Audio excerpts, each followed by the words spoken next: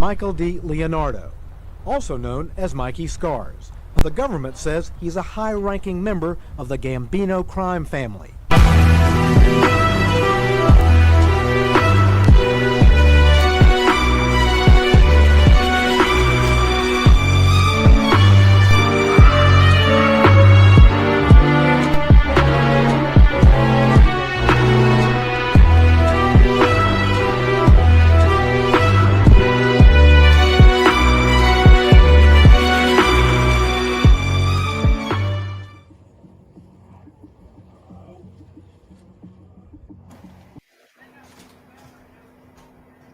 What's going on, everybody? Good evening.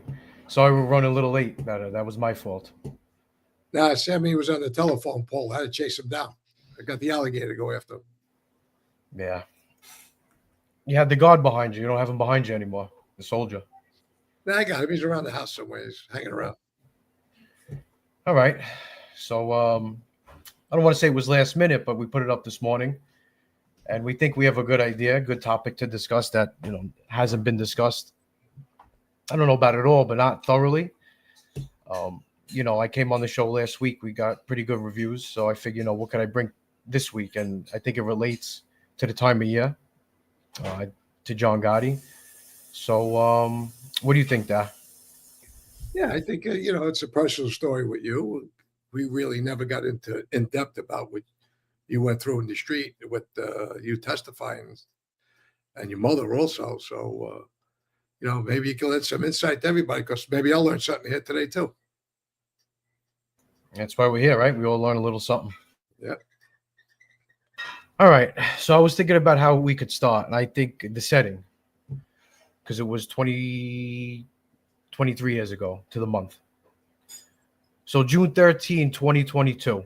Bring yourself back to that day if you can, around that time. 2022.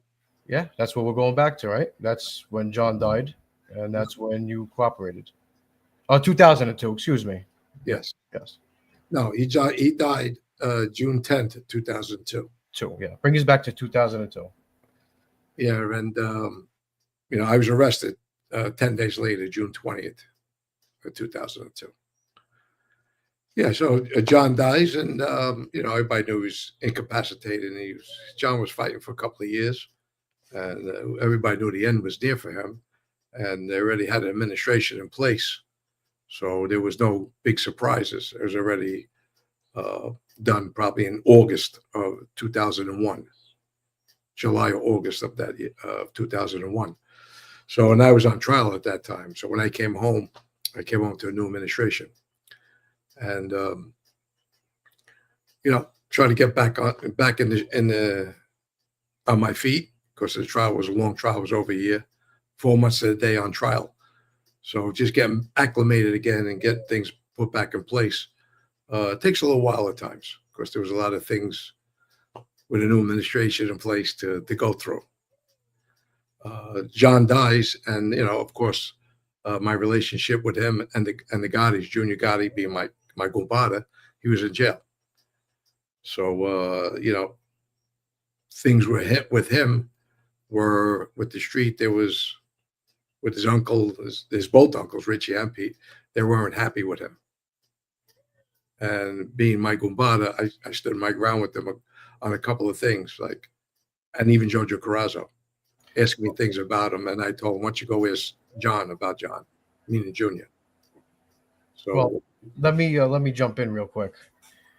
Now, you explained that pretty good. That's where I was going with everything. But I think one problem you had here, you were a Brooklyn guy and these were Queens guys, was number one.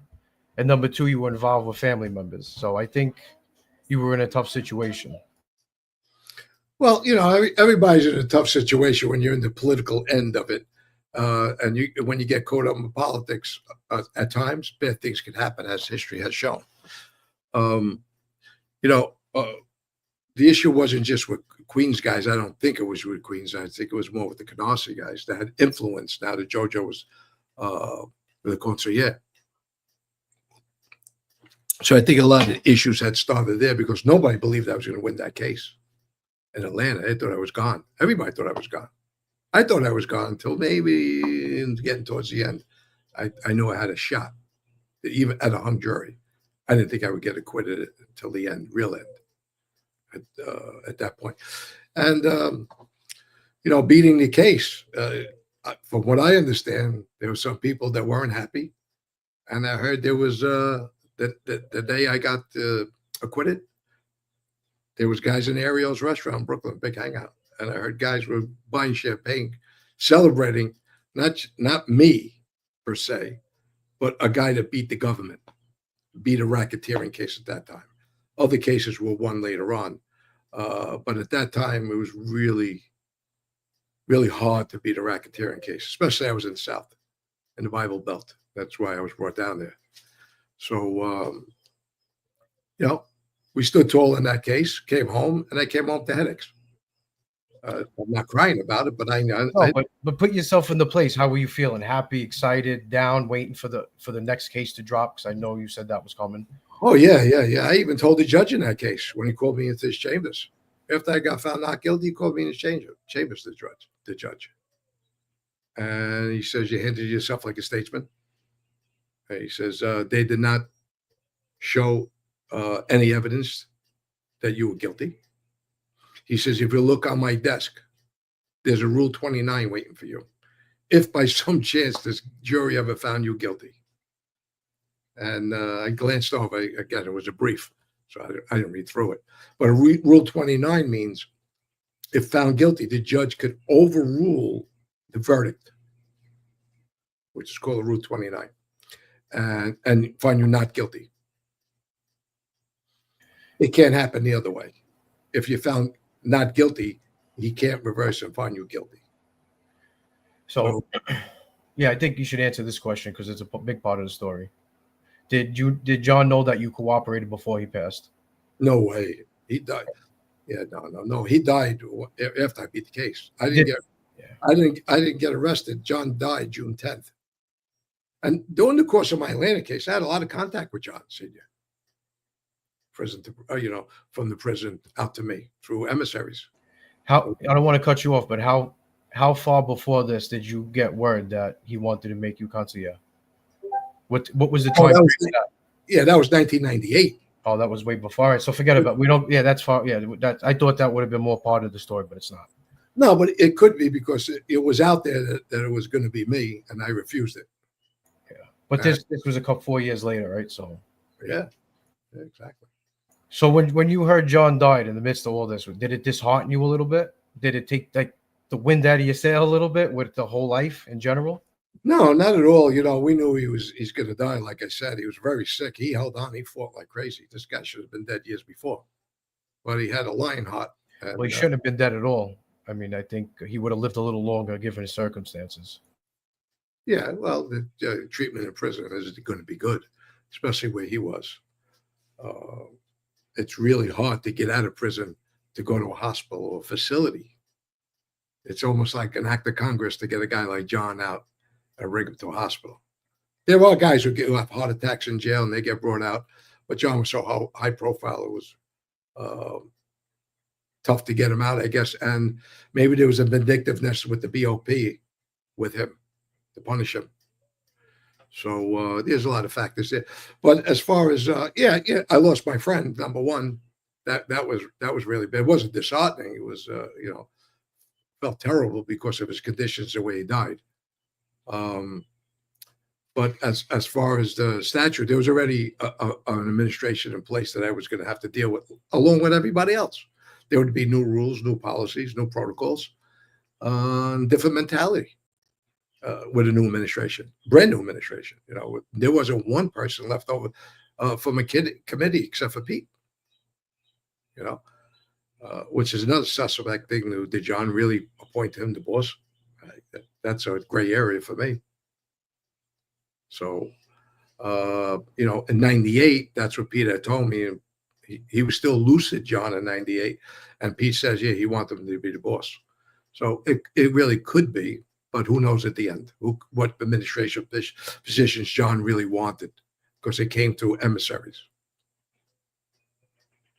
All right, so John dies, and then your birthday comes up. Yeah. So between John dying and you getting arrested, how long was that?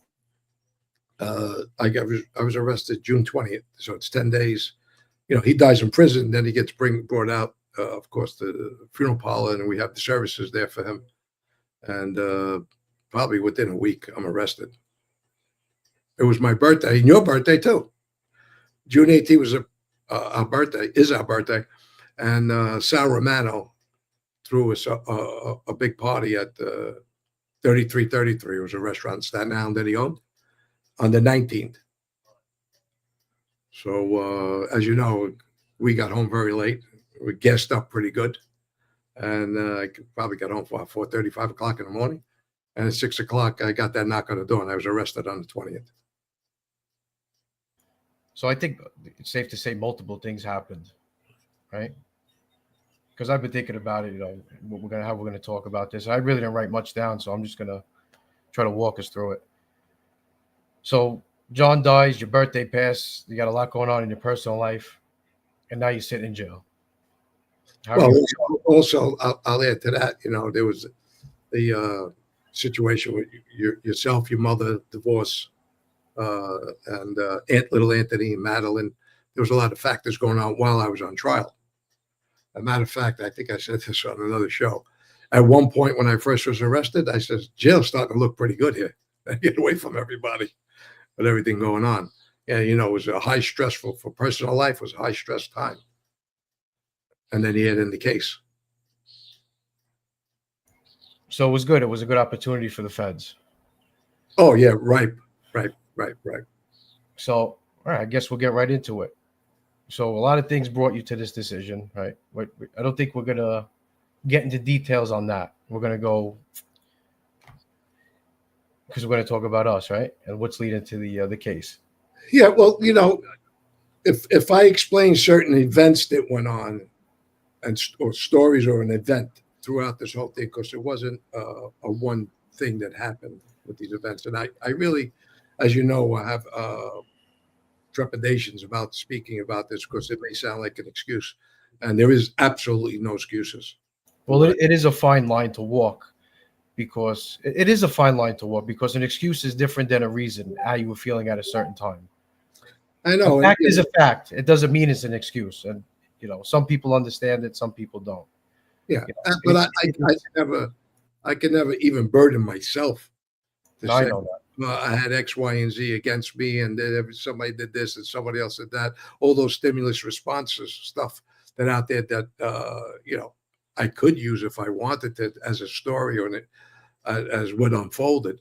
But I'm never going to go there because all said and done, it doesn't matter. You die in the street, you go to prison. It doesn't matter what anybody did to you.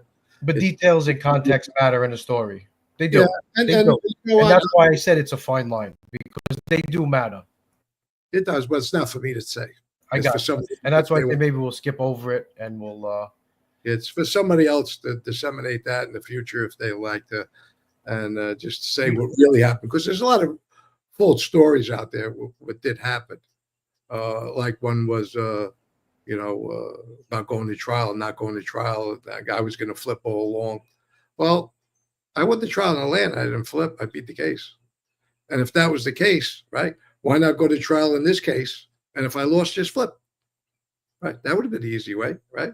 So they had a little bit convoluted, even in trial with lawyers, they try to, defense attorneys try to make you look bad. But my answer was, well, if that's the case, why didn't I go to trial like I did in Atlanta? And if I lost, then I flip. If I had that in my mind about flipping, right? I got a tough question for you. Uh-oh. Not too tough. Not too tough. Yeah, I like tough stuff. No, but it's honest, and I think people will relate. I think it's relatable. Did it make it a little easier to flip that John Sr. was dead? Did it make it any more easier in any type of way? You know what? It never, none of that ever entered my mind about who was alive, who was dead, who was loyal, who wasn't loyal, what was going on. It was something that I went through at a bad time. And I didn't factor any of that. There was no real thought process or planning to say, hey, maybe I could get a Gravano deal. It was, like I said, maybe that's a different show down the road. My mindset at that time. I agree. It was a very distraught, heavy burdened decision So, And sometimes those decisions are made like that. and that's Unfortunately, sometimes they the first reaction is your good one, but sometimes your first reaction like that change your life and a lot of other lives, which that did. And but once the bell is rung, you can't unring it. So everything happens for a reason. Yeah. All right. So you decide to cooperate and everything, and I guess we'll segue like this. Did you honestly think I would go with you when you made the decision before we spoke? What was your mindset with me? Oh, Did you think I would go, or did you think I would put up a fight and stay? No, I thought you may come with me. I thought you may. I thought your mother would sell the house, move to New Jersey, or move to Florida, or something like that. That was all after the fact. It wasn't during the, as a planning issue. It was that when it happened, it was overwhelming. Everything now that I realized what happened, what I did, I crossed the Rubicon, and now what? So, the thing is there, once I started realizing all these factors, it became so heavy on me. That's why I tried that suicide attempt. Yeah, a lot of factors. I was always curious about that. I don't think I've ever asked you that question. No, we never discussed it, but there was a lot of things going on, and one of them was self-loathing at that time for myself. I really didn't like myself, and I says, how do I save myself here, reputation-wise, and not have to face all of this? And that's why I chose maybe I go out like a samurai or a Roman. That you take your life. When you betray your boss in Sicily, you kill yourself. You know what? It's sometimes it's like just a quick reaction. Sometimes people pull the trigger too quick. Just as fast you pull that trigger on a gun and you shoot somebody, you may regret it the moment you do it. Oh yeah, So, even going hunting, novice hunters, first time out of the box, right, Michael? I don't like to shoot animals. I shot an animal one time. It wasn't for me. Yeah, But, I was away when you told me that story, and it really bothered me because I know it bothered you. You killed that deer. So was that right before you cooperated? Yeah, it was in that time frame. Sure, it was hunting season. What could have been October? I don't know. I never really put that timeline into place. I guess you were away at that point because it was cold out. No, Noel took you hunting. I remember. I got the letters. And so Noel, he's going to be part of the story. Not too much part of the story, but where it leads us, I guess. So I guess the question to everybody, and we'll start, about John Jr. subpoenaing my mother and me. What was your initial reaction when you heard that? Did you know it was a subpoena, or you thought we did it voluntarily? Yeah. Or did you have inside info? I don't know if you talked to Yeah. FBI, they told you before it even happened. Oh, That's yeah. a possibility. No. Yeah, I was able to read a newspaper and listen to a news, and which I did. No, but did you know beforehand? Yes, I did. I was told that prepare yourself. Your wife's going to testify, and I figured the obvious. Junior was going to, go all out. He's fighting for his life, like any other defendant. I did what I did. All bets off. All's fair in love and war. A lot of guys don't go down that road and subpoena family members to testify, but Junior took that tact. And I figured he would do that along with other people that he tried to get a lot of people.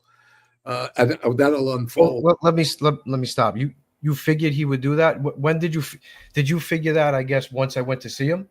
No, I knew that. Maybe we should stop. Maybe let's go back a little bit. So I jumped ahead a little bit.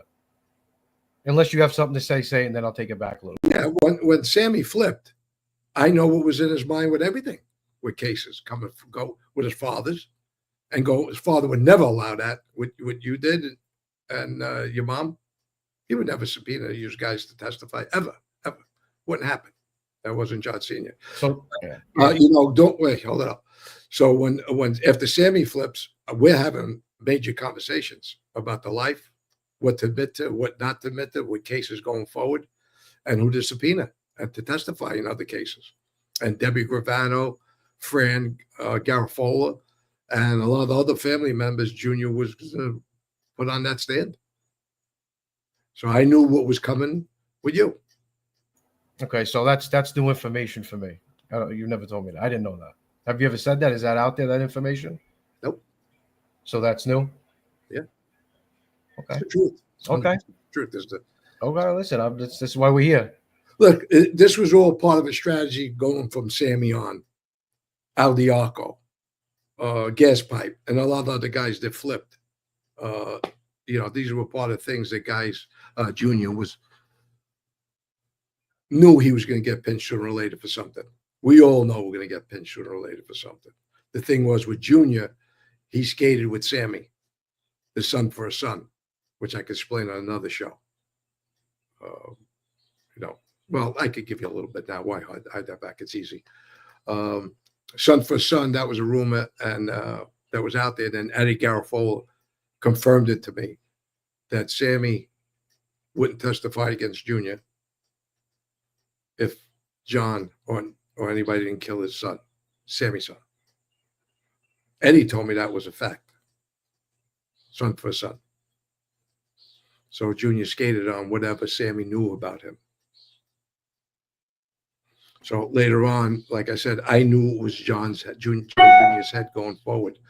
After I flipped, I knew that dogs of war were going to be out there. All right. So maybe we'll take it back a little bit. So I don't know if you remember. I guess it was when you were on trial in Atlanta because it's such a close time frame. Mm-hmm. John Jr., from what I remember and what my mother says, I'm pretty sure, wanted to see me, wanted me to go up to Raybrook before you flipped. He was sending, I don't know if you remember that.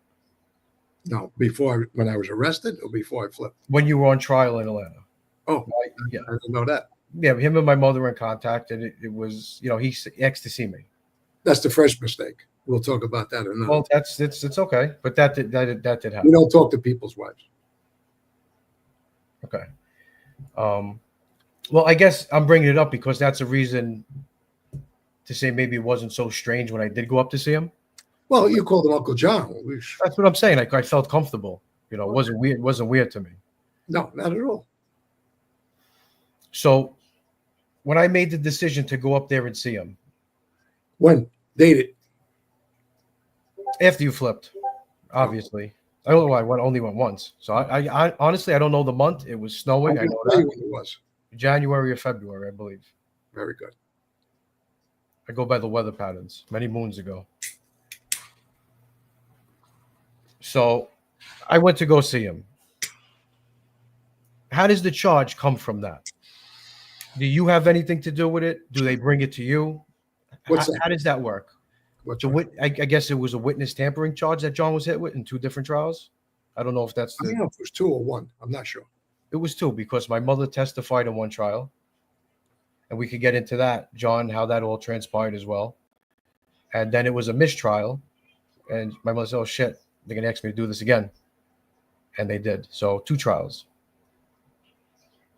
So is that a witness tampering charge? I don't know, because from what we discussed, our testimony, my mother and me, helped him beat a charge which kept him out of prison, right? I don't know if you want to explain that. Oh, yeah, 100%. So get more detailed about that because I'm a little unfamiliar with how that worked.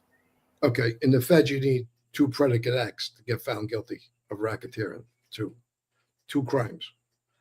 The 1 crime was the Sliwa assault, beating, attempted murder, whatever, kidnapping, whatever they rolled up into that, the government. I never seen his indictment. I really should look at it now, right? But I never really seen his indictment or the supersedes that were with it. Of course, maybe that was included later on, the obstruction charge. But you need 2 counts. He was found guilty of Curtis Sliwa.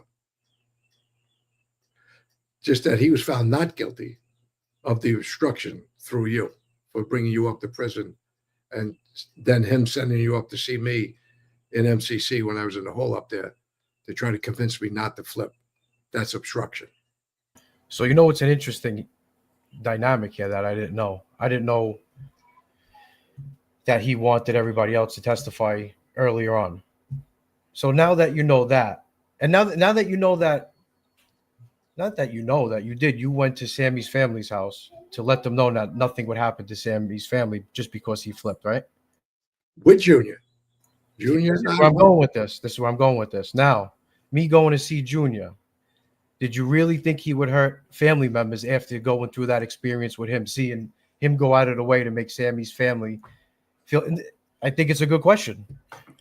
No, it's the perceived threat. It's the presumption that he called you and played nice to you. I get it. Listen, there's no knock on him. You're on trial. The gloves are off.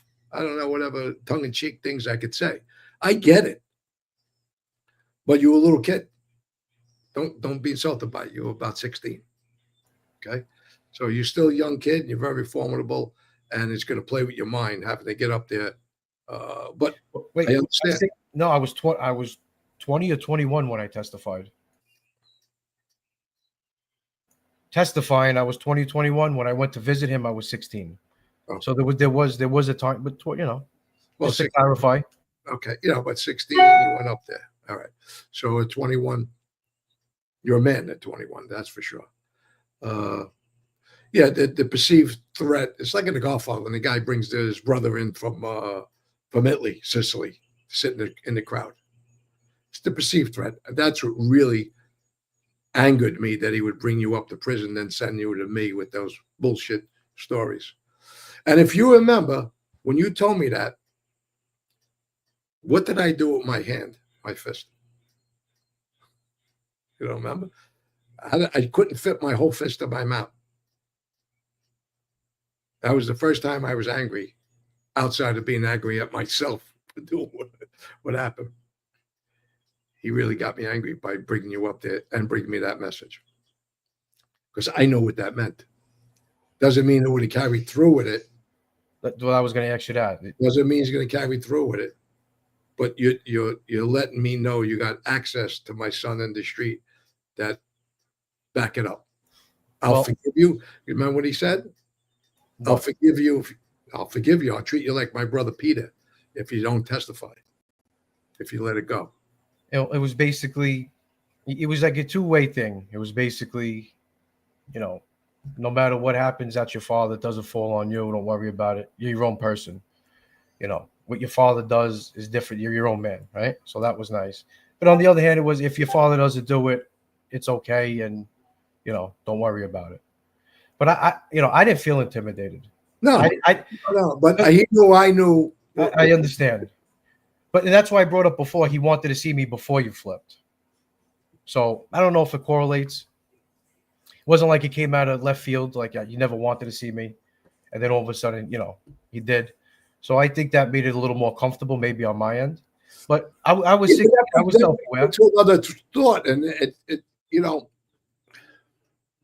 you're my son. Just before we flip, right? You're my son. I have a son, a godson with him. I've never, ever sent any message while he was in prison to his wife. I never talked to his wife. I never tried to reach out to his kids. I did it through Johnny Boy Ruggiero, Michael McLaughlin. Anytime there was presents that needed to go out there, birthdays, Christmas, etc., any messages, anything else that I could do as a godparent, I did through to his friends. We don't have a right to call our kids. Nobody has a right to call your kids or your wife, being ex or not. Now, I'm not trying to dig into him right now, but the protocols of Kashan Davis, you don't call anybody's wife. I didn't flip yet. I was on trial in Atlanta. You contact me first. You don't write letters to my wife. When I didn't flip, I'm a Cabarigine and a Gambino family. You don't write my wife. If I ever wrote his wife from prison, when I came home, what do you think where I would be? I'd be in the trunk. So all right. I don't want to dig too. I don't want to get too off track. It's not off track. It's part of the conversation because these are things that lead to other things. Okay. All right. Now, I knew he didn't understand that life that well with that protocol. I thought he would. I had a conversation one time with him in a car when we were going to a wedding. And there were some stories with your mother and the girls that hung out in Queens and all this stuff. They made her feel very uncomfortable. So she told me, I don't want to ever go to a wedding or an affair with anybody in Queens again. The women don't make me feel comfortable. They treat her left-handed. I think it was a little the Brooklyn Queens dynamic again. Yeah, but they're women. We're going. We're friends. So I told him, John. He said, "Where's your wife? Why didn't she come? Why, to party? You don't bring her around no more." I says, John, we're friends. Our wives don't belong in our friendship. He said, "What do you mean by that?" I says, "We'll stay friends. We'll leave my wife home." In those terms. So, like I said, I don't think he understood the dynamic there. And I know he didn't know this. Your mother was getting mistreated there. He'll know now.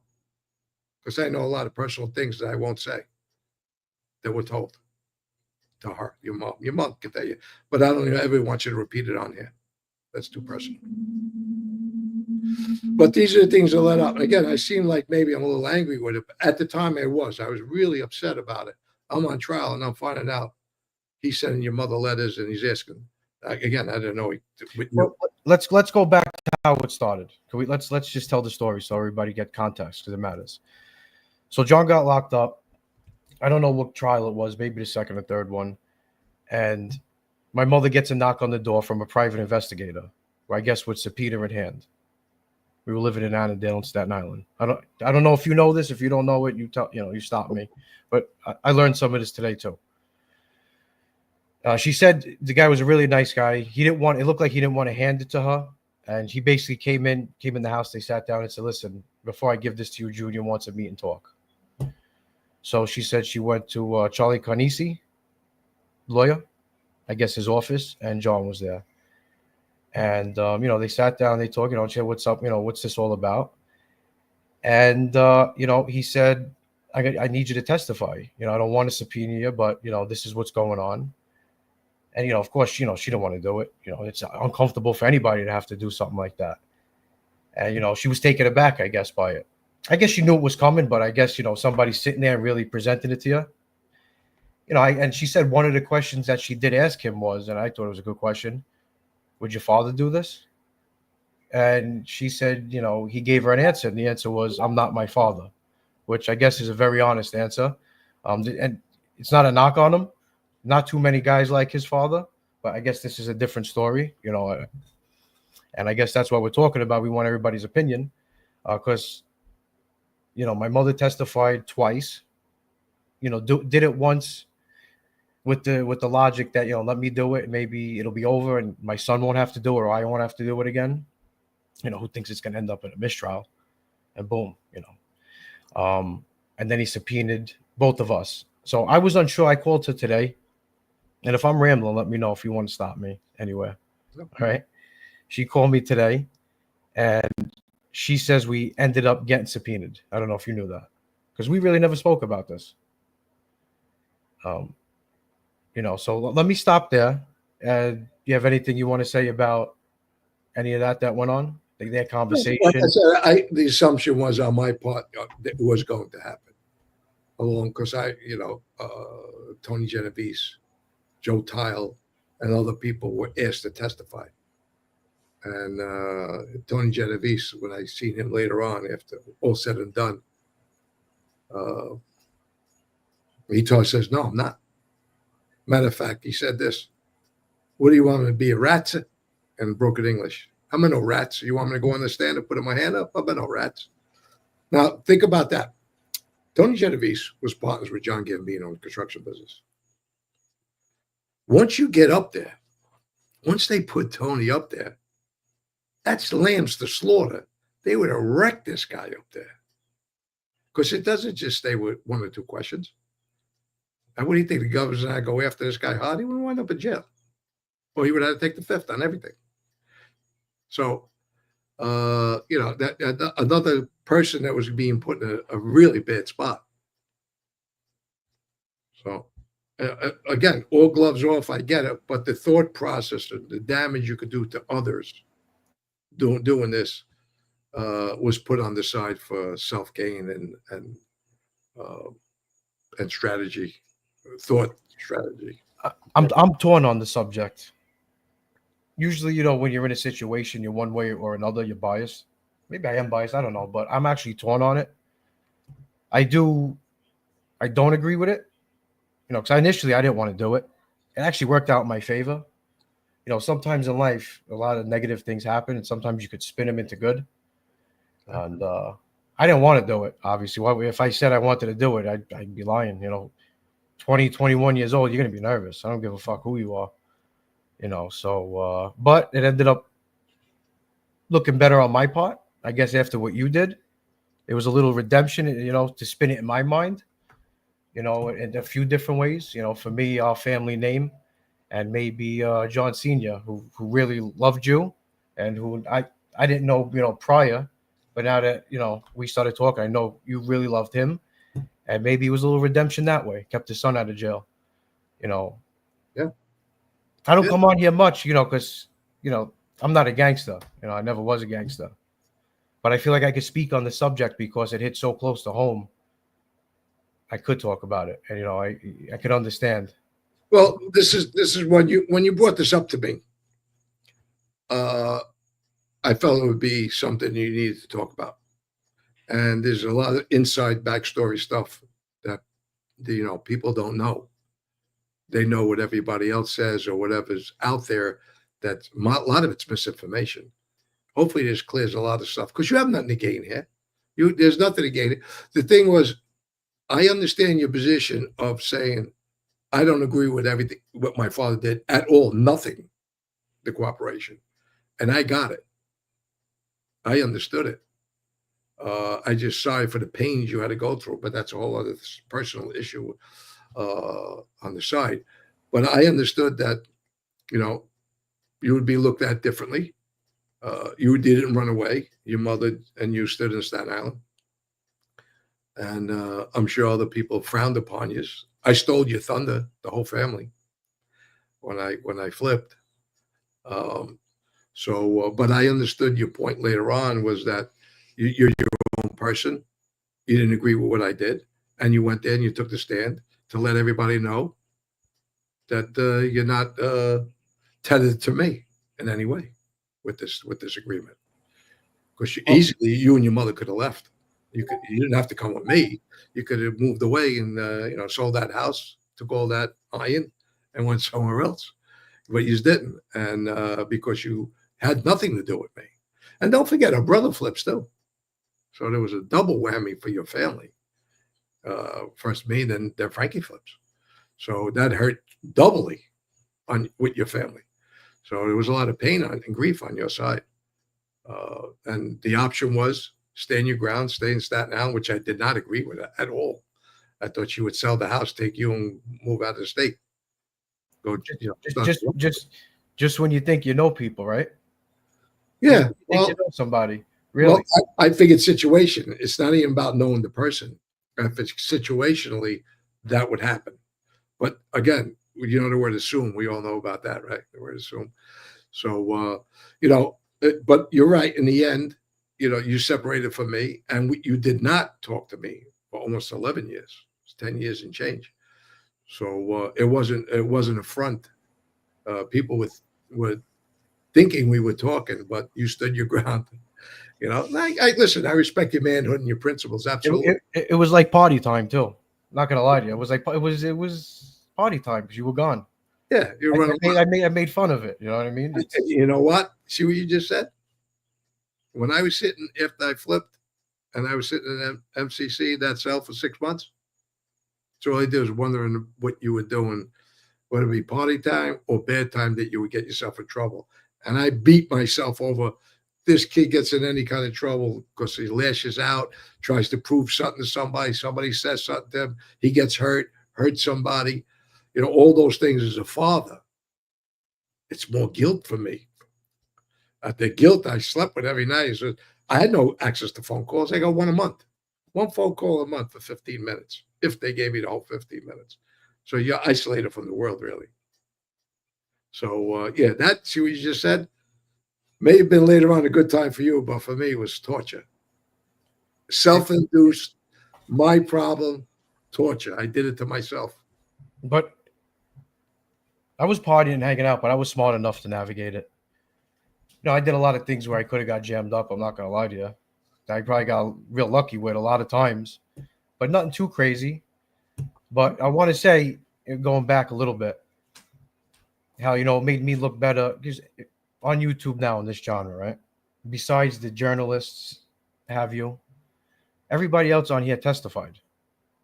Everybody, they all testified, regardless. Some people say whether they put people in jail or not. I think I'm one of the only people on here that testified to keep somebody out of jail. So I like to hold that. And on that note, people in the street at the time, because I was still, I'm not going to talk any names, but generally, because obviously my Uncle Georgie, he was still out. I was still hanging out with him, having drinks with him. He loved my mother. I think my mother was one of his favorites. She was 100%. Guys in the street and high up guys didn't want me to testify for Junior. Oh, really? I don't know if I ever said that. I don't know if you ever knew that. No, I heard that. I heard that. So once you get into that, because that's a big point. George, don't forget, Georgie Chico was a skipper at the time in the family. So Now, we're not saying, all right. Now, Junior, just in general, as a collective, people, because my mother still talked to people tell them don't do it. My mother told me today, and now I vaguely remember it. We were going on the lam. She said she was this close to pulling me out of school just to avoid testifying because we were going to get subpoenaed. And she said we were really close. yeah, but why? Because make it clear why. Because people didn't want you to testify. They said No. That was part of it. My mother didn't want to testify, and she didn't want me to testify, understandably. But did anybody suggest that you don't? Like, fuck him? There was no threats that way. We had threats. Well, not a threat. We had suggestions. I didn't say threat. Yeah, there was fuck him. There was. But you know what? Good came of it because I feel a little better about it. Like I told you, my little justifications of it. So let me just go ahead. Another thought. Yeah. So the pressure of you testify and your mother testify, you weren't really against me. It wasn't like you were against me. You were stating facts and events that went on, and you're just going to speak to the truth as you knew it. So that would help John. But in this case, well, listen to what you're saying again. There's a twofold favor that you stood up for John. Because people, including Uncle Georgie, were telling you don't do it. You don't have to do this. Just like Tony Genovese and Joe and other people that were asked would said, you don't have to do this. And they did not.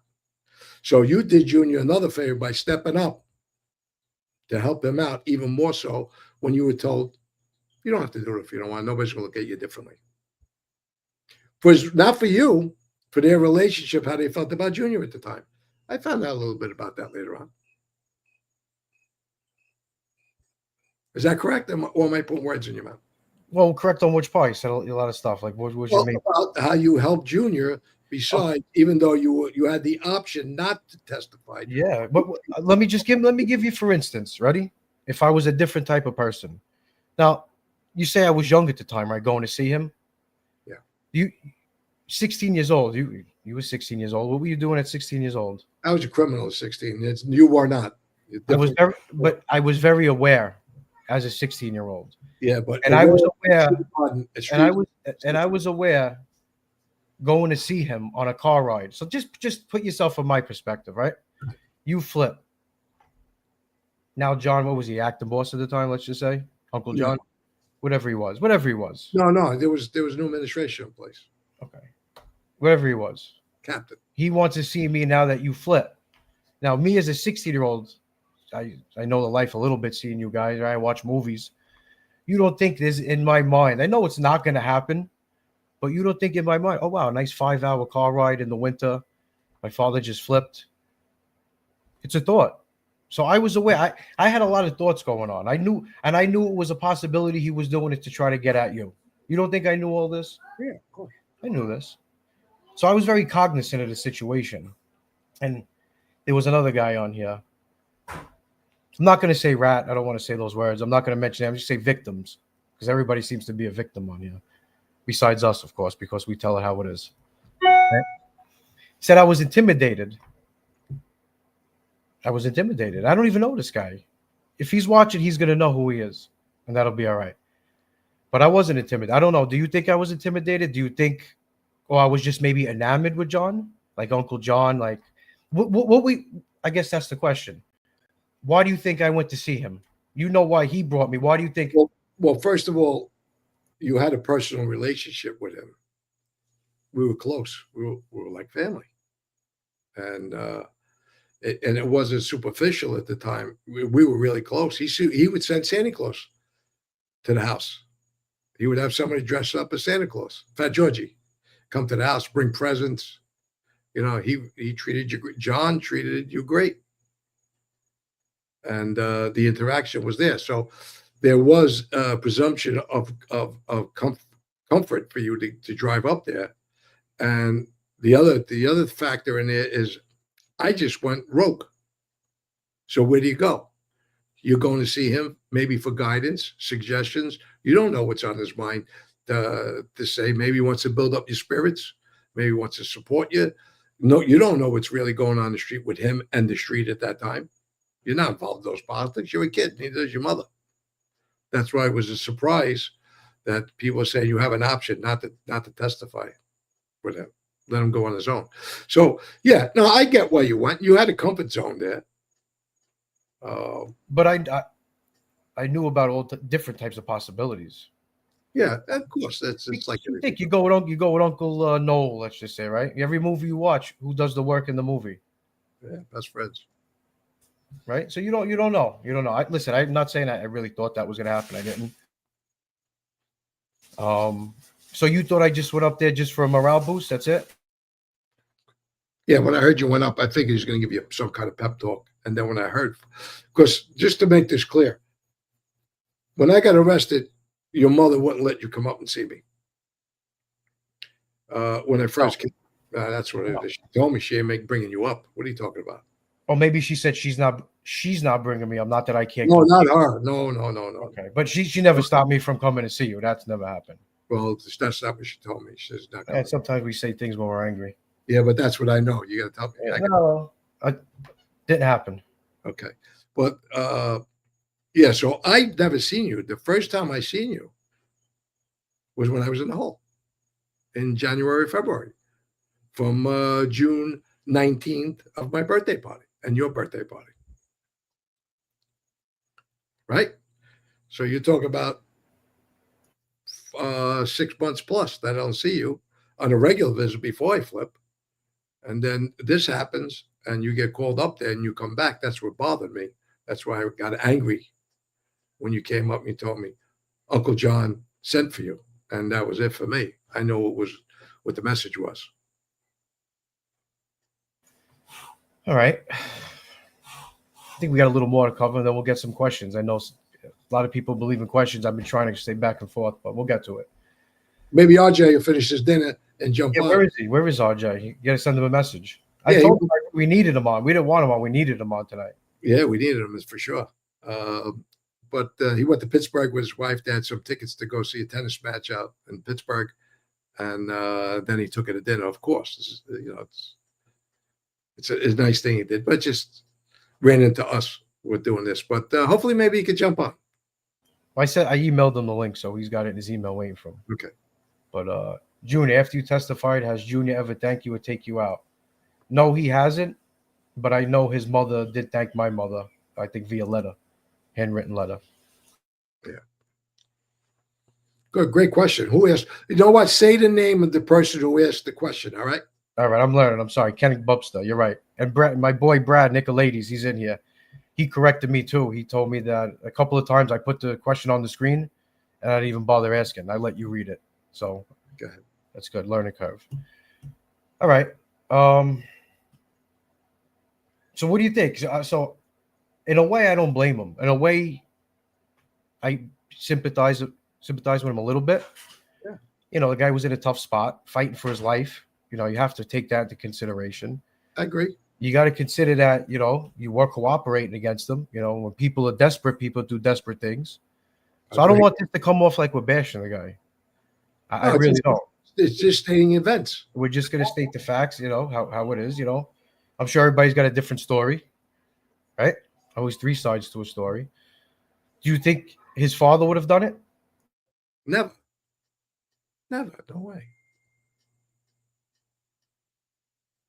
His father didn't do it. Well, according to Sammy, GRAVANO testify. According to Sammy, yeah, John wanted him to take the fall because the streets need the boss, apparently, right? Yeah, that's another fantasy story, it says. And he's been debunked by many, including John Gleason. So he could run that. He could run that up a flagpole somewhere else. So, but I get it. Listen, I said, I knew it was going to be really bad for everybody after I flipped. I knew it was going to be bad. It was a tough thing. It's just that I reacted, and I shouldn't have crossed the Rubicon at that time. The world is different today. Like I say, and we talked about this too. I told you, when you talk about events in your life, you can't talk in the moment now with your opinion now. You always have to talk about, if you want to tell the right story, incorporate how you felt then. And you could always pontificate on what your opinions or events were then. And as events unfolded and time has run on. But when you tell a story, you have to tell at that time your emotions, your feelings, everything then. That's the only way you could get the gist or let anybody else understand what you were going through. Not just you, anybody. So it's important to think that way. Do you still hold a grudge with him today about it? I never hold a grudge. I was mad. I like I said, I could say it a million times. I understood. Now, how you go about things is another story. But that I'm not mad. I'm not mad at him. I'm not mad at anybody. When I flipped, it wasn't for vendetta.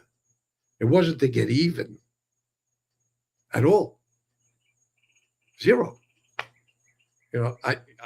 I blame me for flipping. I ain't blaming nobody for flipping, no matter what went on. So I don't know. Look, I ask forgiveness all the time, right? Who am I not to forgive?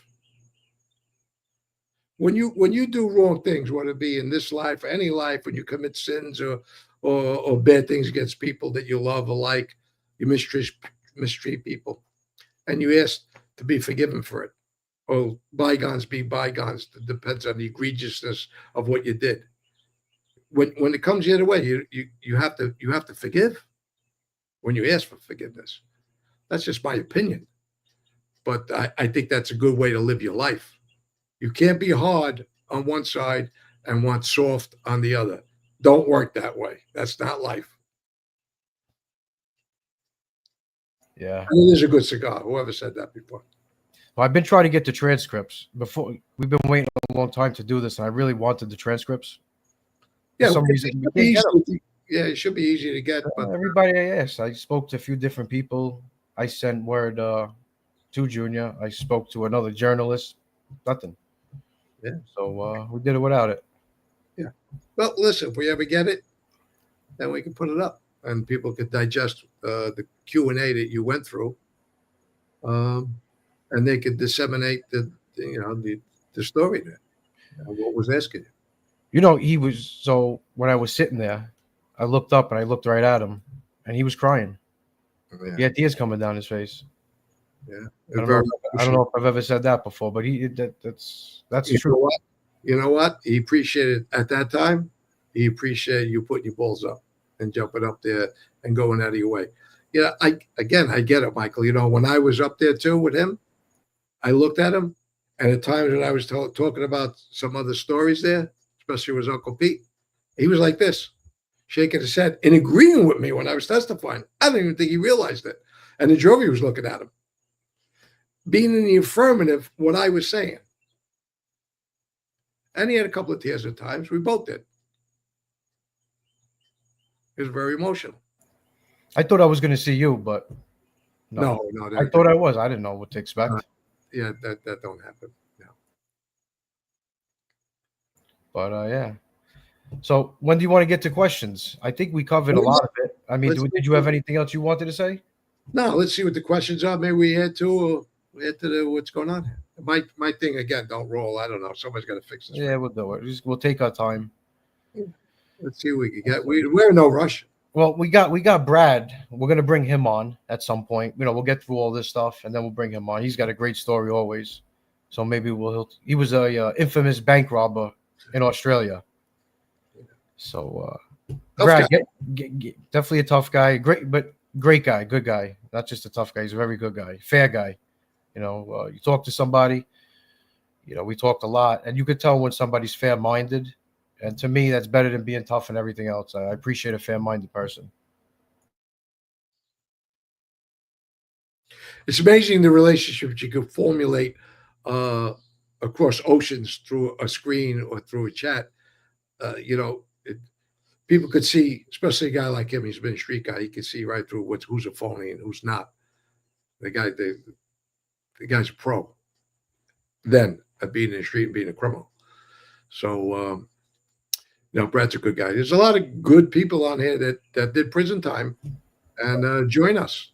And, so most of the time they're in agreement with a lot of things that we say about life later on. You're right, Tony. FOIA. You think that would be a way to go? Oh, yeah, definitely. Yeah. We just got to learn. There's several people who know how to do the FOIA request. Sometimes it can take years, though. Freedom of Information Act is what it stands for. Yeah. Grassley, Senator Grassley was good about. Thanks, Brian. Senator Grassley was good about releasing a lot of stuff. The Scarpa files with Angela Clemente, she approved it and ordered them released to Angela Clemente. I have some. I keep saying I'll send them all to you and RJ. You could disseminate them. Brian, my cat is cats now. I lost one a couple of years back, but she's 19. She's doing good. She's doing good. She's seen Anthony came home today for Father's Day and my birthday. So she was very happy to see him. She perked up pretty good. Yeah. RJ, here we go. JJ Lambdon's. JJ's eating a steak dinner. He owes Michael Sr. JJ, he owes me 3. Not 1. Don't listen to him 2. He's trying to renege on 1, but tell him to go fight with Trump on that one. Yeah. He owes me 3 steak dinners. And he even sent me a picture about the steak dinner he's eating out to tease me. If I was him, I would send a picture teasing me about the steak dinner. Yeah, Doug Ross, this is true. The feds will manufacture charge on everyone. That's what they do. That's what they do. Well, look, when job. When you're in the street, put the word fabrication on the side for a minute. What's unconstitutional is hearsay testimony, because it's not the feds that manufacture. They don't get up on the stand and testify as far as direct info about a person and a crime. It's the people they put up on the stand to speak to things like that.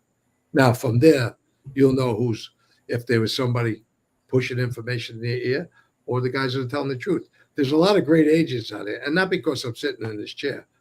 There was a lot of agents when I was in the street that played the game the right way.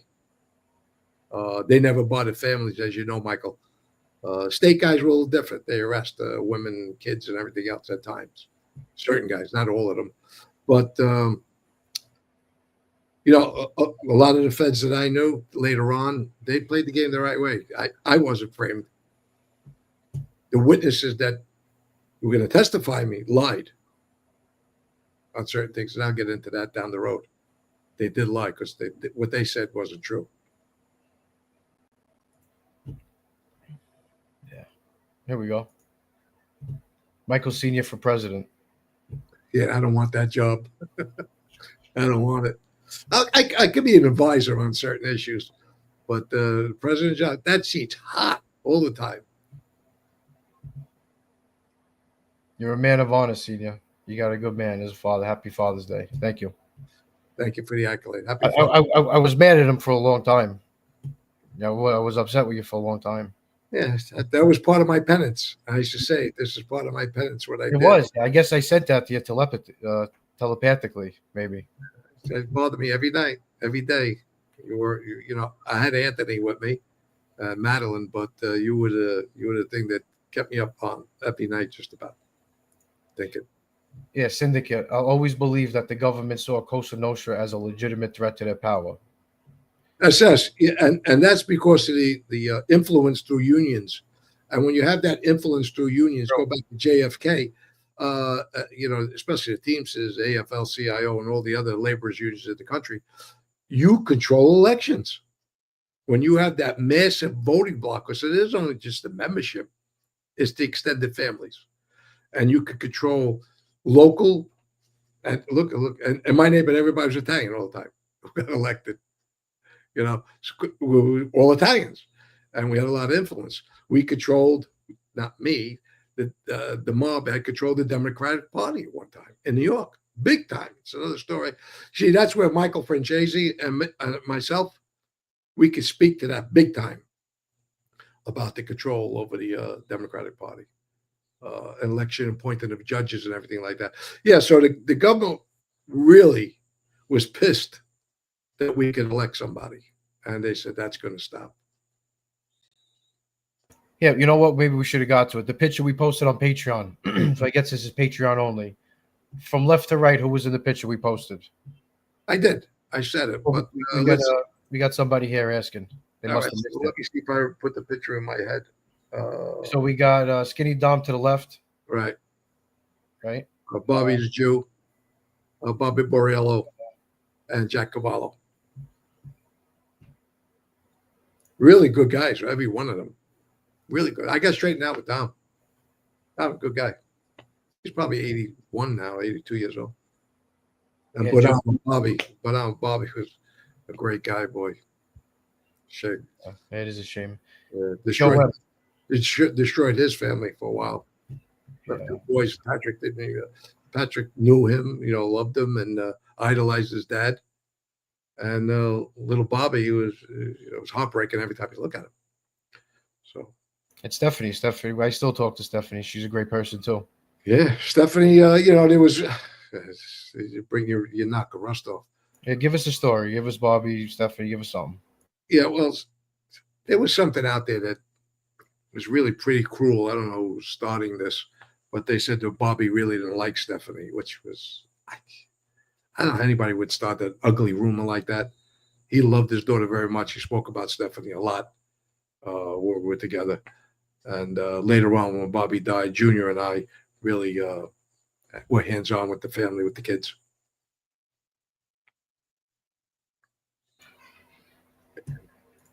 Joe. Hey, Johnny Katz. Could you go back to that? Joe M. Yeah, he said he worked with you in East Orange. Yes, he did. And in Brooklyn. Yeah, Joe. Hey, Joe, how you doing? I got your email. I just seen it. I don't know if you told me or RJ told me there was somebody that knew me from the past. But I read it. Yeah, I'll get to you, Joseph. That was Western Beef, just to clear it up? That was when I worked with Pete, and Joe worked. He was the meat manager at Western Beef, and I ran the store out in New Jersey at one time. That's with Jimmy Calandra? Well, I was going to segue into that. He just did a video about it. Quick little video. But, yeah. I don't know if I told you, me and my friend Danny, I hope he comes on, he makes it. But we were told we were going to make shirts, little merchandise, Western Beef, with guys fighting on it. Because you guys used to fist fight and somebody was stealing instead of calling the cops. So we were going to make a funny shirt. Yeah, Joe could tell those stories. When somebody got caught robbing, they would have to fight me on the platform. No punches in the face. We had it where nobody was going to the hospital, but we used to slug it out on the platform. No face, yeah. I guess body shots can hurt a little. No, it wasn't the. Yeah, but that turns into face. You can't. It's like slap boxing. You can't just do one. It turns into head going through walls. No, I had I would say at least a half a dozen of them on that platform. Pretty good. Great body shots. A lot of bruises. Yeah, keep it frosty. Mikey, did you know Tommy DeBrizzi, and are you aware of why he went? No, I didn't know Tommy DeBrizzi. No, not at all. There's all kinds of stories. Who knows what's true and what's not? Sammy don't know. I'll let you know that. He can make it up, but he didn't know. Vinny Suits, what do you think would happen if you refused to either testify or see him? I guess he's referring with me and John Jr. Nothing. I don't think anything would have happened. The only thing that would have changed maybe was the outcome of his trial. Maybe he gets convicted. I don't know. But other than that, no, he gets convicted. He's gone. Yeah, but you can't say 100%. No, 100%. Your testimony did it. 100%. That's the truth. I know. That's what I was told. Yeah. All right. Well, listen, I'm not. Why we bring you on? We ask the questions. It's a redundant question, but it's it's okay. Ralph Simonelli, Patriot and AZ family member. Question: do you regret flipping? Yeah, it was a lot of damage done to a lot of people. Again, my thought is put myself back in that time, not here smoking a cigar, speaking to everybody here. But at that time and through the years, a lot of people were hurt, in prison, families, my legacy, which, for 47 years, I held it down as far as trying to do the right thing and try to create a good legacy for me and my sons later on, even though they wouldn't be in the street, something to be proud of, because I was proud of the life I was in and the way I lived that life. I try to do everything the right way. Tried to leave that to others to judge. But at the time, there's too much hurt, too much damage at that time. Yeah, absolutely. The Western Jersey boy, 1966. The Western Beef neighborhood is really bad now. We used to go down there as kids to buy stuff for our parents, and every time it was an experience. Which one? The one Metropolitan Avenue or the ones out in Queens? There was a lot of them. Pete opened up a lot of them. I think he had like 10 at one time. One was in Staten Island, and one was up in Nyack, I think. Because I was a supervisor. At one point, I went to all his stores.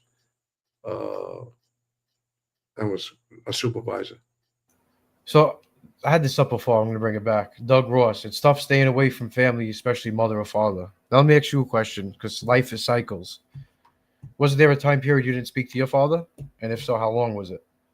Me, I was mad at my father. Yeah, sure. That's what I'm saying. Didn't a long time ago where you didn't speak? Yeah, it was a couple of years. Not long? Yeah, probably 19 to 21, maybe in that area with my mother.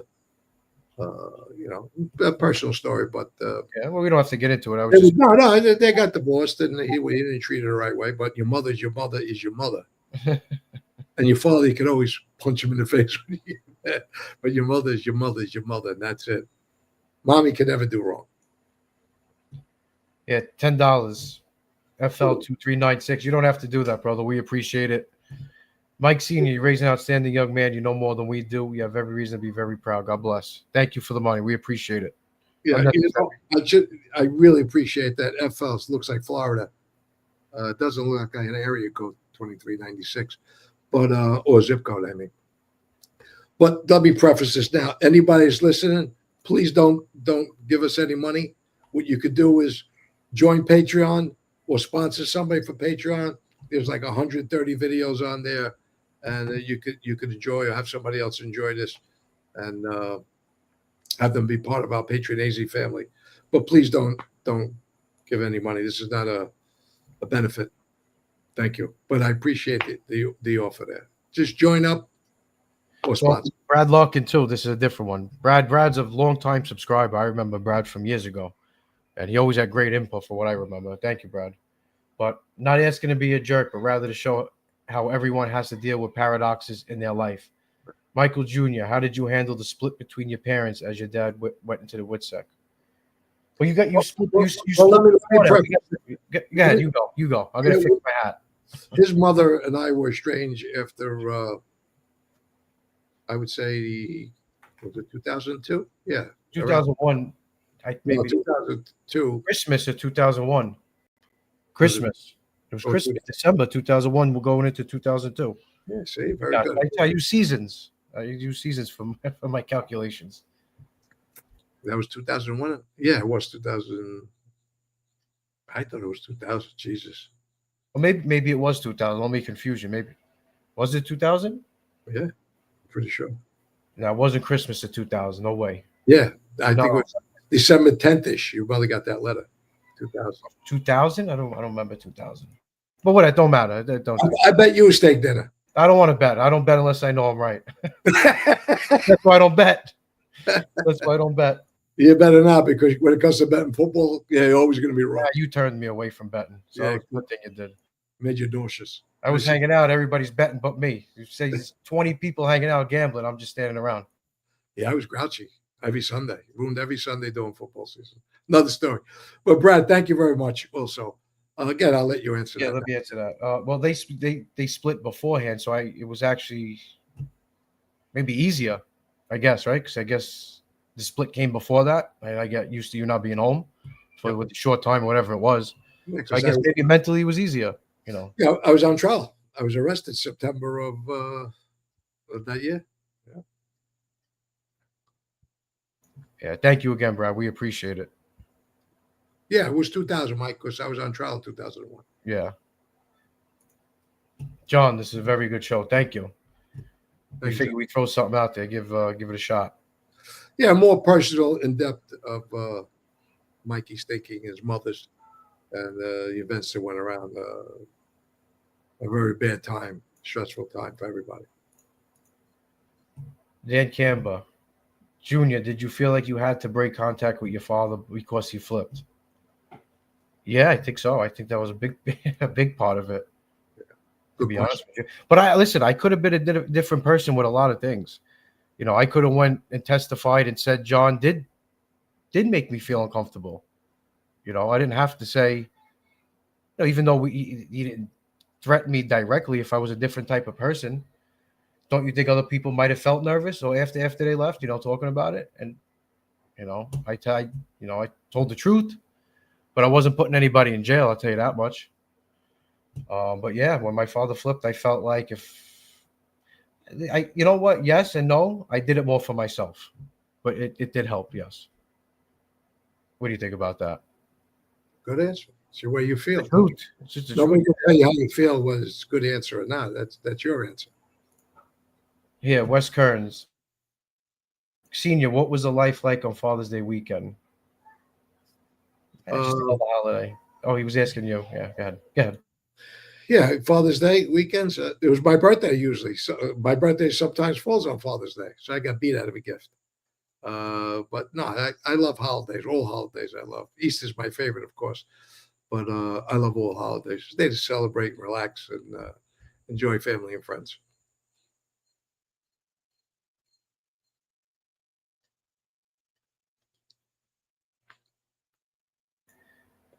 After flipping, have you been called for by your representative? In theoretical terms, you could be taken off the shelf, right? No. No, I think death, right? Even if you flip, I think you still hold that spot and it can't be replaced until either death, Yeah, right? yeah. The roles of your family, you never come off until you're dead, even if you flip. So I can never be. Who's the guys going to say, let's take Michael off the shelf? But let me ask you a serious question. You think that rule still stands today with this new generation? You think they're going by that rule? No. I don't think so either. I don't think. It should be held. You know what it's like? It's like the Federal Reserve. They just print money. Yeah. They're just printing gangsters now. Don't matter. There's nothing backing it. Yeah, but it really should be held because you should be responsible for the people that you bring into the life. And there should be some kind of blowback on that. And if you get a guy that flips in your family, you should be punished for it as a family. And one of the ways is one less guy. You know, now if 10 years goes by and the ranks are getting depleted in every family because there've been a lot of guys that flipped, then it's another conversation how many guys you should bring back. But I think it should be the family should be punished still and not having that spot filled. Yeah, I wonder if they still abide by these rules. I don't think so though. Yeah, you brought up Jimmy. Big E. Jimmy Calandra has nothing but nice things to say about you, Michael. Oh, thank you. Yeah, that's true. I did watch. He does usually say good things about you. Yeah, I knew him since a kid, and you know, that's a whole other story. The route he took. He tells his story. So if you want to hear a story, you got to go to his channel. Good answer. Kayan Putz. Good guy. What did Junior testify to? I really wanted the transcripts because my mother gave me a half his annex that day. So that don't help your memory too good. But I did take a half his annex, so I was a little out of it.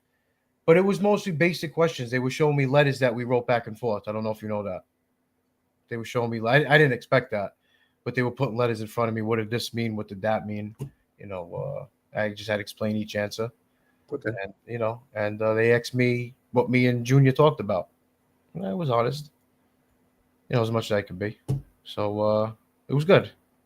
Not too bad. We gotta get the transcripts and then we could get further into it. Now this is a good one. JGB, it's a Sopranos question. Mikey Jr., did you ever have a metal soprano moment where you asked your father if he was ever in the mob? No. You didn't have to. No, you didn't have to. It was all over. No. But that was a good show. That was a good episode. Here we go. William Zachariah, $20. Again, you don't have to do it. Hey guys, sponsored 2 people from me. I only can read that because all I do was write typos, so I got you. That that would like to join. Great show tonight. Cheaper than the movies. Don't get mad at me for sending money. Yeah, well, you're getting the money back. That's number one. Number 2 is, Billy, you already sponsored people sitting on my couch, so no more. I agree. We do appreciate it, though, and we will put it to good use. Hopefully, we get people signed up. Dan Camba, do you think it's possible, I guess this is for you, that Junior called for Mikey to remind you how close you are? Or do you believe it was a perceived threat? I know the answer, but is it possible that it could have been the other way? No. No way? No way. No chance in hell? Vince McMahon style? No. That's for Lee Cole if he's Listen, still if watching. that was the case, that would just say there's a new question, new train of thought. He never would have sent you up to talk to me. If it was specifically to boost your morale and support you, he does not tell you to come and see me and give me a message. Unique Mastiffs. Mikey Jr., you ever feel like after listening to your pops, great stories about taking the shortcut life and going down a crooked path, it's short-sighted and different generation technology today? Yeah, it's just really not possible today to live that exact lifestyle, hanging out the window, shooting people in phone booths, robbing armored trucks. It's not legitimate today. I really feel that's what it is, and it's all about networking and connections. There's nothing wrong with that. The government will try to break that eventually, make something illegal there, I think. But I'm sure they're doing illegal stuff, but it's, you see a lot of guys come on YouTube and they say, I'm only doing this to save the kids so they don't get into life and all this stuff. And, I believe some, I guess. Yeah. But if you're getting into the life today, you're not getting killed and you're not killing anybody. So, I don't know. Maybe if they were talking to the Mexicans or other people, it would be relevant, but not too relevant here, I don't think, right? In our culture. How many kids watch this show? I don't think too many kids watch the show. If you we could look it up, right? We could get the statistics. Yeah. I think it's anybody under 25 is nil. Listen to the show, very small. I don't even know who John Gotti is. I bet you. Believe it or not. Or Frank Sinatra. Yeah, Frank Sinatra's overrated. You got to stir it up a little bit. Jason Gray. Yeah, he was all right. Mob archaeologist. Great bunch of guys. Underrated bunch of guys, right? Yeah, big time. I'm going to see if I get Angelo or Eric and the rest of the group, Tony. Yeah, all those guys are great. Dan Camba, the government arrests gangsters, legalize the rackets, then taxes you more than the mob ever did. You know what? No, it's a good interpretation, huh? But no, it's insane. The legalization of sports betting. Yeah. That's it's a good thing. But you can't keep locking people up for gambling once you do that. That's insane. Now, juror, how does any juror convict anybody at trial for running a bookmaking or numbers operation or playing cards in the back of a cafe, sipping espresso? I mean, You really have to be really cruel to convict somebody. If I ever got arrested for that, let's go to trial. Hey, listen, Pete Rose got a lifetime ban for something that's legal. That's a whole other issue that I'm pissed off with. They could put this guy in the Hall of Fame for gambling. Jesus. Terrible. Junior, how was it in the neighborhood for you when your dad first flipped? Do you mean as far as people moving out and other people moving in, or just how my experience was? Because at the time, I think it was in the transition period where it was just about at its end, right? With the new people moving in.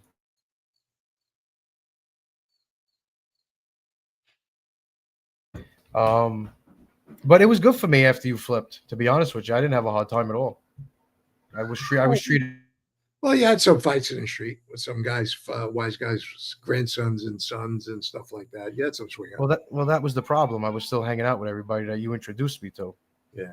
So I had an easy time. You're being kind and easy. Go ahead. Well, I'm saying easy time as far as I wasn't fist fighting every week over it. You know what I mean? Yeah.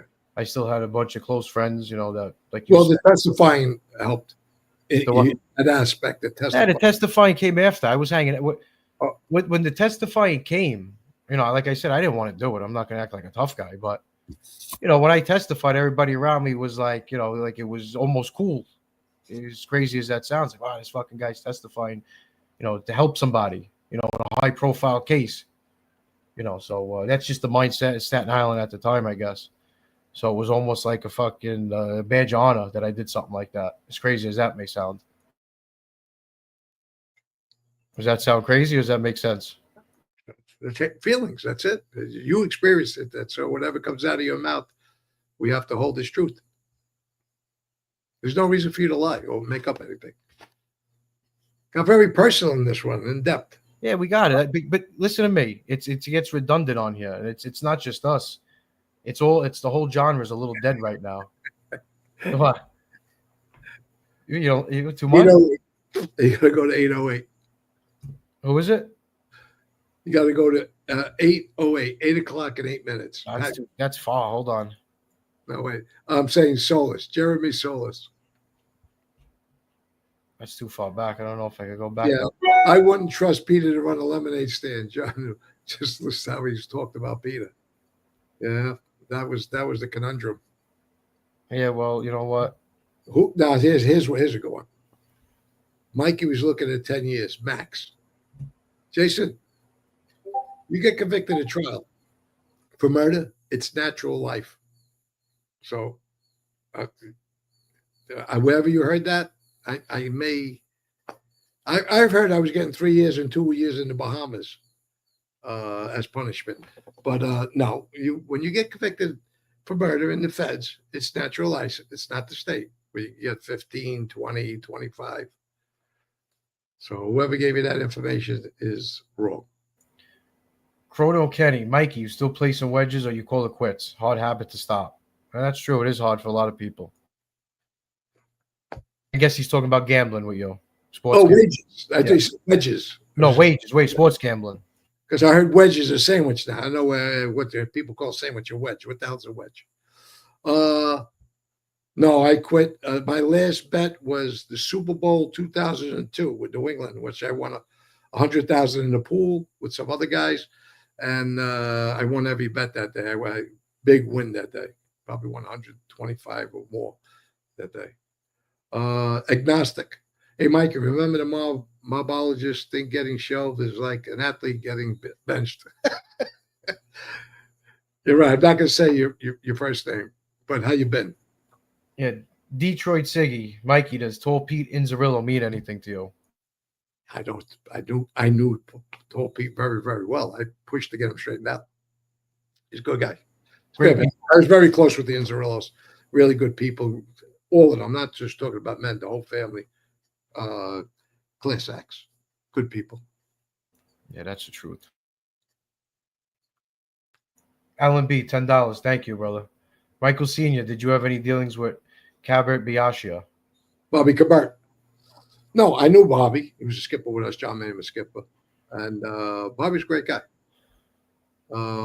The guy got caught up in the no plea deal where other people in those cases took a deal, and Bobby went to trial and got hammered. He got life. He died in prison. That's the hypocrisy of the no plea deal, that some guys were allowed to do it with no punishment, and other guys like him. Not that saying they should be punished. I think deals should be made and guys should come home. And you keep the family going. But John's edict was like myself, going to trial. Go to trial. That's it. But Bobby was a victim to that for his loyalty to John, just like mine was. Go to trial. Look, see, Frankie was my cousin. Him and my grandfather were first cousins. Yeah, I got a question for you. Jersey boy, 1966. Senior, was it harder to testify or lose the relationship with your son? In your heart, you probably thought you could eventually restore your relationship with Junior, but the mob was over forever. It's a good way to put it. It was really tough. That's a really tough question. It was all one and the same. Of course, I knew there was a shot that Mikey would not talk to me. But my first thought was how devastated I was for myself flipping. So I'm going to put that first, and then later on, Mikey, of course, not our relation. But when I testified, I self-loathed. I really didn't like myself. So that was the hardest thing, because I had to live with that. Hey, I had a lot of sleepless nights about hurting people, not me getting hurt. That was something you expect. But what bothered me was the people I hurt in the street that I had really good relationships with. Some guys I loved, or highly respected. And that really, really bothers me until today. JGB question: was any evidence uncovered that it was Joe Watts that tipped off the feds to bug the apartment above the Ravenite? Evidence? No, there's no evidence. Yes, there's a lot of bugs out here now flying around. There's a lot of bugs in the Ravenite too. The good timing. Very good. You got another touche. Yeah. Pat tried to kill himself, felt it was all over. Yeah. Sometimes we get there, and sometimes not meant to be. Yeah, God didn't want me, right? AJ's rapper HUD. Would Frankie DeChico be disappointed with John for not retaliating against the Genovese Lucchese? Oh, man. You want to go first? You go. Take that one. Oh, yeah. Big time. Without a doubt. That's really a I don't know if a shame is a word. What would you call that? Put a good word to that situation. Well, that's a great question. Nobody's ever asked me that. Yeah, that Frankie would have been devastated. Look, Frankie gave up his reputation, he gave up his loyalty, his future, and then he gave up his life in 4 months. Well, he was underboss for 4 months. He gave everything up, and that's a great question. Yeah, sure. He definitely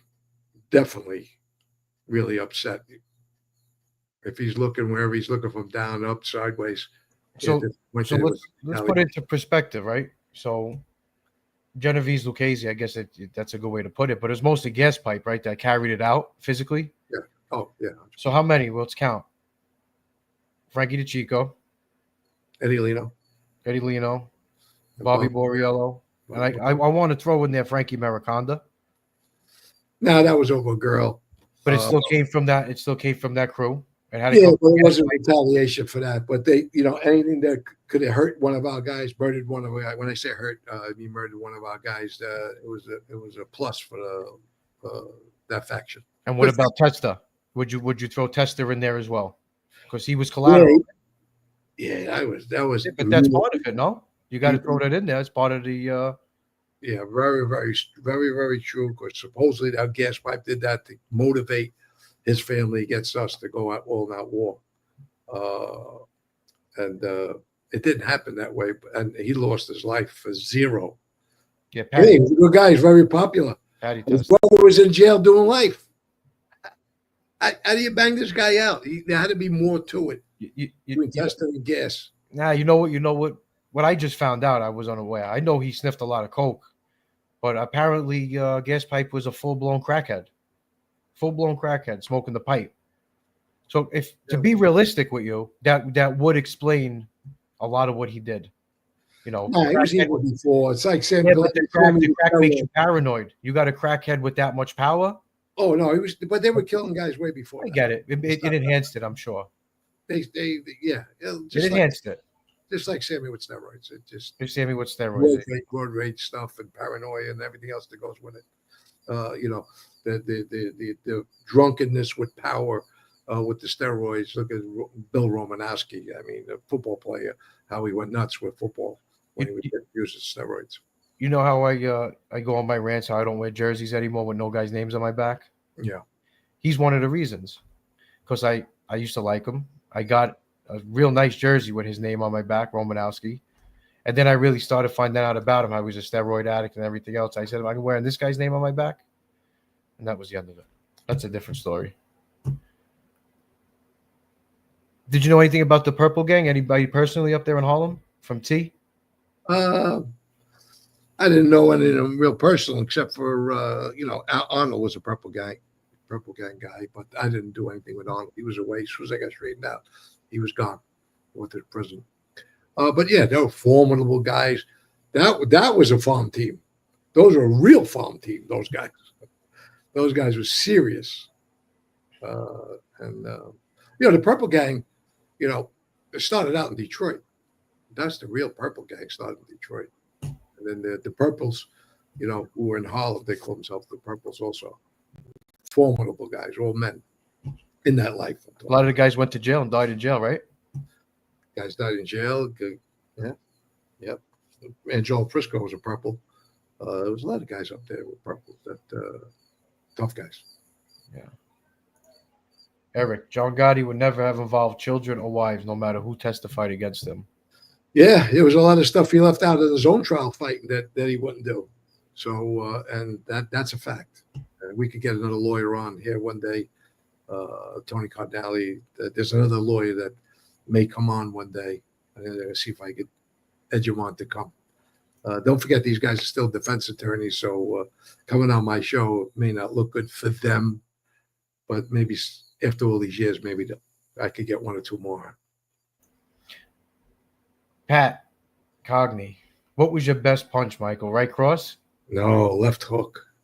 Sneaky left hook. Left hook. I'm left side strong with everything. Everything I break is on my left side, so I'm left side strong. It sounds weak if you're breaking everything on that side. I played everything I did was real hard. You know what? They do say that, though. They say it's usually that way. You're stronger with the other side. I don't know how true that is. Spartan Creed. Michael, after 11 years of no contact, I think this is a good question. What was the hardest thing to help rekindle the relationship with Junior? Was it hard realizing he was a man and not the boy you knew? I have a similar situation. Yeah. When Michael was young, I was putting tools in him. I was putting certain educations in him. I was certain psychologies, let's say, into his head about life. And one of them, the big one, was never tell. And then when you lose contact, look, a guy like myself in that life, and even a father, a patriarch, right, of a family, you want to be the one to lead by example and institute how somebody grows up. Give them good seeds, to grow up in life. And when that gets cut off, like I said, one of the things I really was frustrated about was losing contact and not being able to give him those skills and losing contact. And everything I was teaching him now was false. This is what I'm assuming, false in his eyes. It was all a lie. How whatever I said to him now, I flip and I change everything that I ever told him about life. Huge disappointment. And that hurts as a parent that, you disappointed somebody because it looked like a self-serving thing that I did for myself. Flipping. You save your own ass type thing. And it was something that, again, was against my grain because you're always prepared to, when you're in that life or you go into the military, you got to prepare for death one day or bad things to happen. And when you can't have the tools to teach your children and you lose control with disappointment in them and how they look at you. Don't forget, parents are usually idols to their children. They want to emulate, no matter what you do for a living. So, that was heartbreaking for me because I know I shocked this kid. Somebody just put shocked on here, Ryan Evans. Yeah, I shocked him. So he could speak to that. But for myself, I really was mad at myself for that also, big time. Ryan Evans. Hey, Mikey, who shocked you the most when they turned informant? I'll let you take it. I'm assuming he's asking you. Oh, Sammy. I was really, really devastated by that. I remember the day. It was crazy. I used to check Gangland News for all the information, which I thought was pretty funny that you had gangsters checking this news article for information. Yeah. But I remember the day when you seen the article that Rotundo flipped. Yeah. And I remember you remember that day? It was in the basement. You remember reading that article? Yeah. Was that when you found out right there? Yeah. I imagine you finding out that he flipped through a website. Yeah. I liked Anthony. Anthony just passed away. I never had contact with him again, but he's one of those guys that lied a little bit about my case. Just a little bit? A little bit to get me indicted. Yeah, along with some others. Yeah. Mikey Jr., if you could answer, great. If not, I understand. Wasn't your mother's second husband, alleged to have been a wise guy also? No. Him and my Uncle Georgie did get arrested together, though. That is the truth. That's when I think Uncle Georgie did, about a year when he got arrested? Yeah, he got into ham sandwich. Ham sandwich time. Don't take your socks off time. Yeah, there was this guy, Philly. I forget his last name. My mother would know. And when my grandmother still had you remember Philly? Yeah, sure. My grandmother still he wasn't a wise guy, right? He was just hanging around my Uncle Georgie. And my grandmother had the building on Bay 13th, and he was living in there. And the whole time he was living in there, he was wearing a wire. Did you imagine? I don't know if I ever talked to you about it, but about 2 years, I would say. I knew about when he flipped, yeah. He was wired up most of the time. Yeah, Philly was a nondescript type guy, gambler, really lower end of the guy, trouble. I don't even know why he would flip. He never had no drug stuff. I don't think so. When I was just he was not a player at all. He was just hanging around Georgie with gambling stuff. Here's a good question. Mikey and Michael, not too many crews like the Curie crew. Even today, they are class act.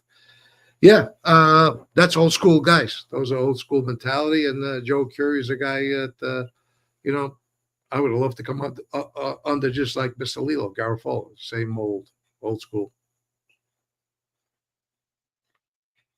Brian Brown. You get my question. Who was the other guy sitting at the table when you and your frog guy went a little league?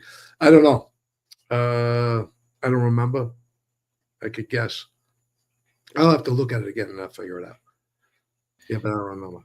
DMBJJ, Mikey, who was the hardest person to manage, a pain in the butt when you were captain? Oh, when I had Danny Marino's crew, John Gamarano. He was used to doing things on his own in the construction business. Great player, genius in that business. Great network with all of that. He was, the guy passed, so it's hard to talk bad about him, but he had what I call the free agent card. He would do things, and if he got caught, he turned money in. Pete wound up hitting him later on because it wasn't going to turn out good for Johnny G with me. Tevrid Narcisse. Michael, have you ever ate at Marcel in Atlanta? No. When did it open? I haven't been there in a long time. I'm looking to make a trip in Atlanta. So if there's anybody in Atlanta, if I make a trip, I'll announce it on Patreon and I'll take everybody to dinner. Yankees tied in Boston, says Chrono Kenny.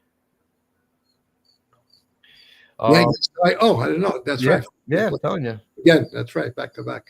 Yeah.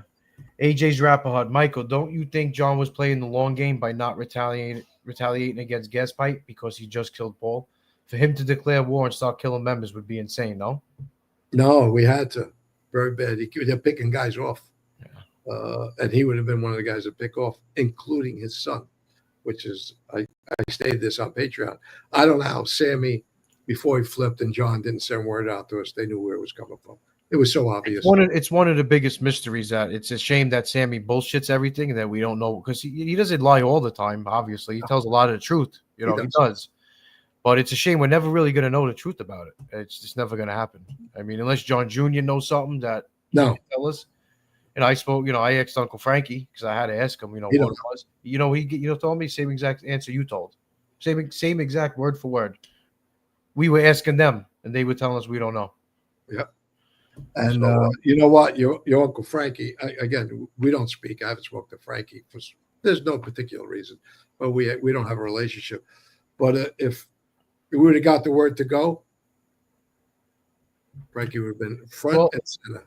Well, Uncle Frankie and my grandfather, didn't they get locked up that night with guns? Your grandfather, yeah, he took a pitch there. Yeah, absolutely. Could you give us that story? Frankie Chico got blown up, and then later that night, what happened? How did they even know they had guns to get them? Well, the state went around to the clubs and tried to shake it up, see what was going on. And one of the detectives supposedly said your grandfather pointed a gun at him. A complete lie. Yeah, but how do you know we have guns then? They had to know we had guns. Searched. They came in, they searched, and they found guns. So, but your grandfather did not point the gun at anybody through a door. It was through a door with a little peephole. How are you going to see through? Whoever that cop was lied. Well, cops lie. Joe Balla, hello, Mikey Sr., Mikey Jr., love the show. Appreciate you being here, bro. Thank you. This was on the fly again. I dropped the link. I don't know if RJ's around, or we can maybe get Brad in here a little bit, because we've been going hour and 30 minutes already. I don't know if we're boring everybody yet. Yeah, why did Barry Smith, why did Castro kill Bruno Fasciola? He said he cooperated. And I like Bruno. Bruno was a solid guy. Come out of the Vario crew. Bruno was liked by everybody. Before his death, Frankie DeChico loved him. I know that for a fact. I had a little interaction with Bruno, a little silly beef. But Bruno was a great guy. He could have put me on the spot. Did not at that time. Going back to 1985. And Bruno was a good guy. Very good guy. Why did he kill him? Why did Gaspard kill anybody? He's nuts. Yeah, yeah, some serious emotional. He tagged him as a rat. He said they had information through the cops that they had, and they killed him. Unbelievable. Uncle B, what did you think of Frankie Dapp? Did you go to his club GF on Queens Boulevard? No. Frankie Dapp and I had hello and goodbye relationship, but Frankie Dapp was a captain under Paul, long-standing, huge money. They had Goldfingers. GF is Goldfingers, by the way. It was a strip club. He had some guys around him, maybe a nephew running that club. And the Albanians went in, abused everybody in there. So Frankie was a good guy. I like Frankie. As far as just a hello and goodbye, he wasn't looking for any trouble with anybody. He went along. He went along after Paul got killed.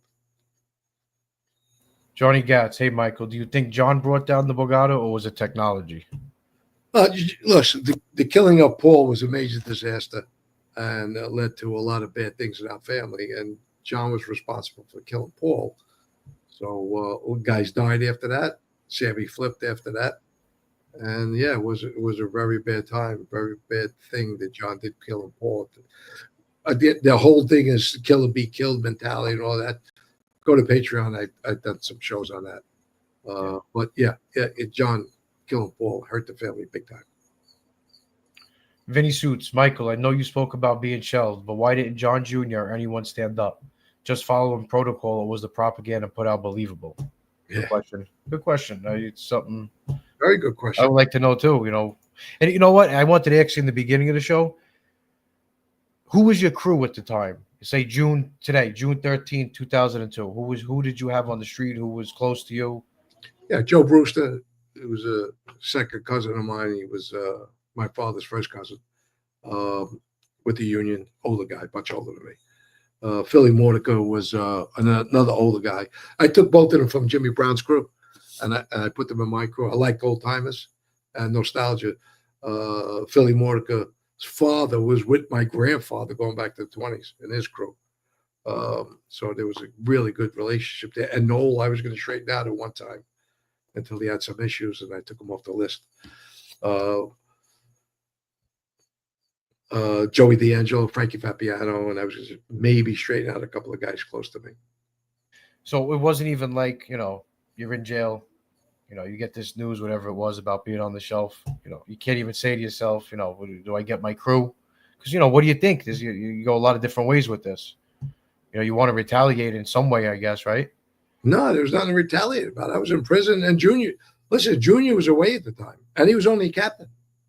That was the message that came back when, and how do I know? Richie Gotti told me he went up to see Junior with Pete Gotti sitting there. They sent him a message about the new administration. Junior, this is true, Pete and Richie telling me, in London Lennings out in Queens. And we're having dinner. And I asked Richie, when's the last time you see your nephew? Because I had sent him with a message for Junior at one time. That's another show. And they said, they told Junior, there's a new administration. And Junior's response was, well, where do I fit in? Because he wasn't part of the administration. And Richie told him, message from his brother, was, you're just the captain. That's it. And Richie told him, message from his brother, was, you're just the captain. That's it. We got some bad feedback over here. It's not coming up. Not coming out. I can't hear you. Yeah. You're on mute if you can hear me. Yeah, no, I got it. I you know what? I muted him because he had a lot of static coming through. Yeah. I didn't want interference, but we'll get him. Let's see. All right, here we got to answer this. We have to answer this because this is a frustrating one, and it's redundant, but it's frustrating. Oh God. Any truth that John wanted for Sammy to take the rap? That's why Sammy flipped, because John said the streets need a boss. I mean, well, I don't want. Okay, let me just say something. Yeah, go ahead. I think the proof is in the fact and the history. Who went to jail and died like a dog? Who's out telling stories? I think that's as far as you need to go about John wanting anybody to take any type of fall, but you take it from there. Yeah, Anthony, good question. Redundant or not, it should be answered because there's a lot of people on here that don't really know the answer. We did a show with Tony Cardinale, the lawyer. Again, I said earlier, I spoke to another lawyer that was involved in the case early on. And you get John Gleason. John Gleason handled Sammy. And none of that has ever been true. Sammy's original interviews have never said that. Throw under the bus and all. Take the fall. First of all, for everybody who didn't hear the tapes, you need to hear the tapes. John Sr. could never, ever have beat those murder counts. Ever. He admits to them on tape. He confesses to the tapes that he ordered those murders. So this whole thing that Sammy concocted to look good now, and this is not because I don't like the guy. It's just a fact. It's all a lie. He's trying to make himself look good. He wants people to say, "Oh my God, look, John was, you go free." How are you going to? What are you going to do? Change the tapes? It's a lie. There's no way John, first of all, would ever do that, ever. Even if John wasn't letting guys take plea deals. He wasn't letting guys admit they were in the mob at all. That was the whole point of it. Don't admit nothing. Zero. It's going to make somebody take the fall.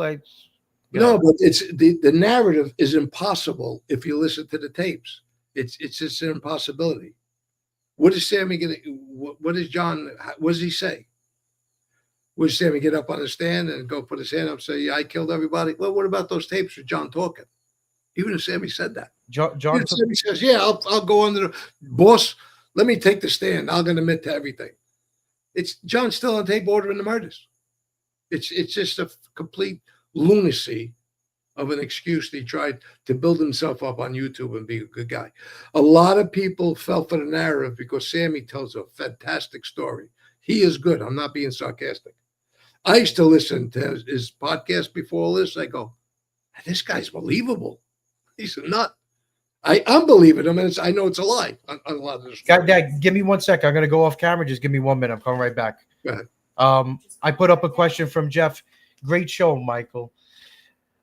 Question. Let's say you were running a poker game and you found out 2 players were cheating the game. What would be the punishment for them? Give me a minute. Okay. Yeah, they would have a problem. They want him getting beaten. That's for sure. No, they want him getting beaten. There's a lot of social clubs that set games up to beat guys themselves. So the wise guys were in on the play to beat guys. There were suckers that come in games. I know a few instances where guys were treated as suckers in games and games were fixed. But if, let's say, a wise guy or somebody who had a club, they don't even have to be a wise guy. You can be an associate with somebody, and you find somebody cheating. Yeah, they were getting a beating. Yeah, there was a guy who had joker poker machines in a cafe, and he got caught screwing with the numbers. I'll tell the story down the road, but I'll give you a little bit. He got caught fixing the numbers where he was taking more money out of the machines, and he ran into a little bit of problem because he had to give up the cafe. I wound up with it also.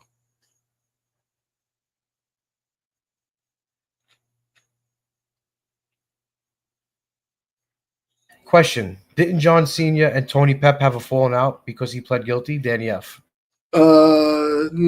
That's falling out before that with the plea deals. There was a guy around Tony who was a major pot deal or whatever, and it came out. I don't know if John was getting money or not getting money, but he was pissed off at Tony for other things also. Tony Pep was involved with the gas scam like Michael Francesi had. Tony Pep was involved in that with some other people in our family, bringing in money. So, yeah, he was in a little trouble with John for several different things. John wasn't killing him. That's the difference. Yeah, perfect example. John was pissed at him. John didn't kill him. Sammy? If that was Sammy, he goes in an instant. Dan Camber, John paid for Sammy's sins. What do you think? Yeah, John's mouth through Sammy's sins that he regurgitated on those tapes. Yeah. Now, not to say that John down the road wouldn't have got caught on tape. John liked to talk too much. He would have got arrested for something, for talking, especially in that apartment. He's very comfortable talking in that apartment. But the crimes that the murders, just to be specific, the murders that John was talking about were all pushed on onto John, and he okayed those murders because of Sammy's drive to have those guys killed. Now, on those Ravenite tapes, how did John put it? Because I know he put it in a way where he accepted all the murders. You know, he took the blame behind closed doors. How did he put it? Say, I'll go downstairs. What am I going to say? Sammy killed this guy. He goes, I'm the boss. I okayed it. Doesn't he say something along Yeah. that? Yep. You know, John does say that he's with the captains and everybody down there. Like, let's say I give you a Jimmy Brown example. Do you know, John, this is going on? Sammy did X, Y, and Z. And John would say, yeah, I know about it. But John didn't know about it. And on tape, he's talking to Frankie Lowe, and he says, yeah, I know what Sammy did now. And what am I going to do? Tell those captains it was him? I said, yeah, I knew about it. I knew what Sammy was doing. So it would have made John look weak. One, that Sammy's doing things without his back. And John wouldn't allow that to happen, that Sammy was undermining, circumventing him on a lot of issues. That's where John really started to find out about what was going on with Sammy. Because a lot of guys, Sammy says that captains were complaining about John. No, it's on tape. And you don't have to have tape. You got me and you got other people out there know the facts that it was all Sammy that put John on the spot with a lot of the captains of the family to say what the hell's going on here. Yeah, Smitty, he does tell a good story. He does tell a good story. Yeah. That's the truth. All right, let's see.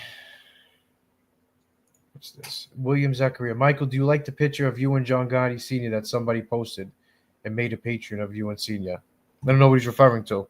Yeah, somebody put something. They put two photos together. It was pretty good. Yeah. The Photoshop stuff. Matter of fact, I commented on it to them. It was nice. Tony S. Toughest street fighter for the Gambinos. Oh, There are a lot of guys that can use their hands in every family. Joey Bellotti was formidable with his hands. The guy hit like a mule, even as an older guy.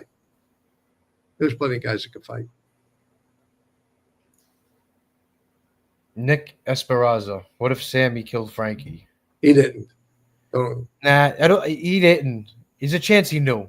There's a chance he might have got whisperings. No, he didn't. No, I gotta. He was too close to a gas pipe afterwards. No, no way he knew.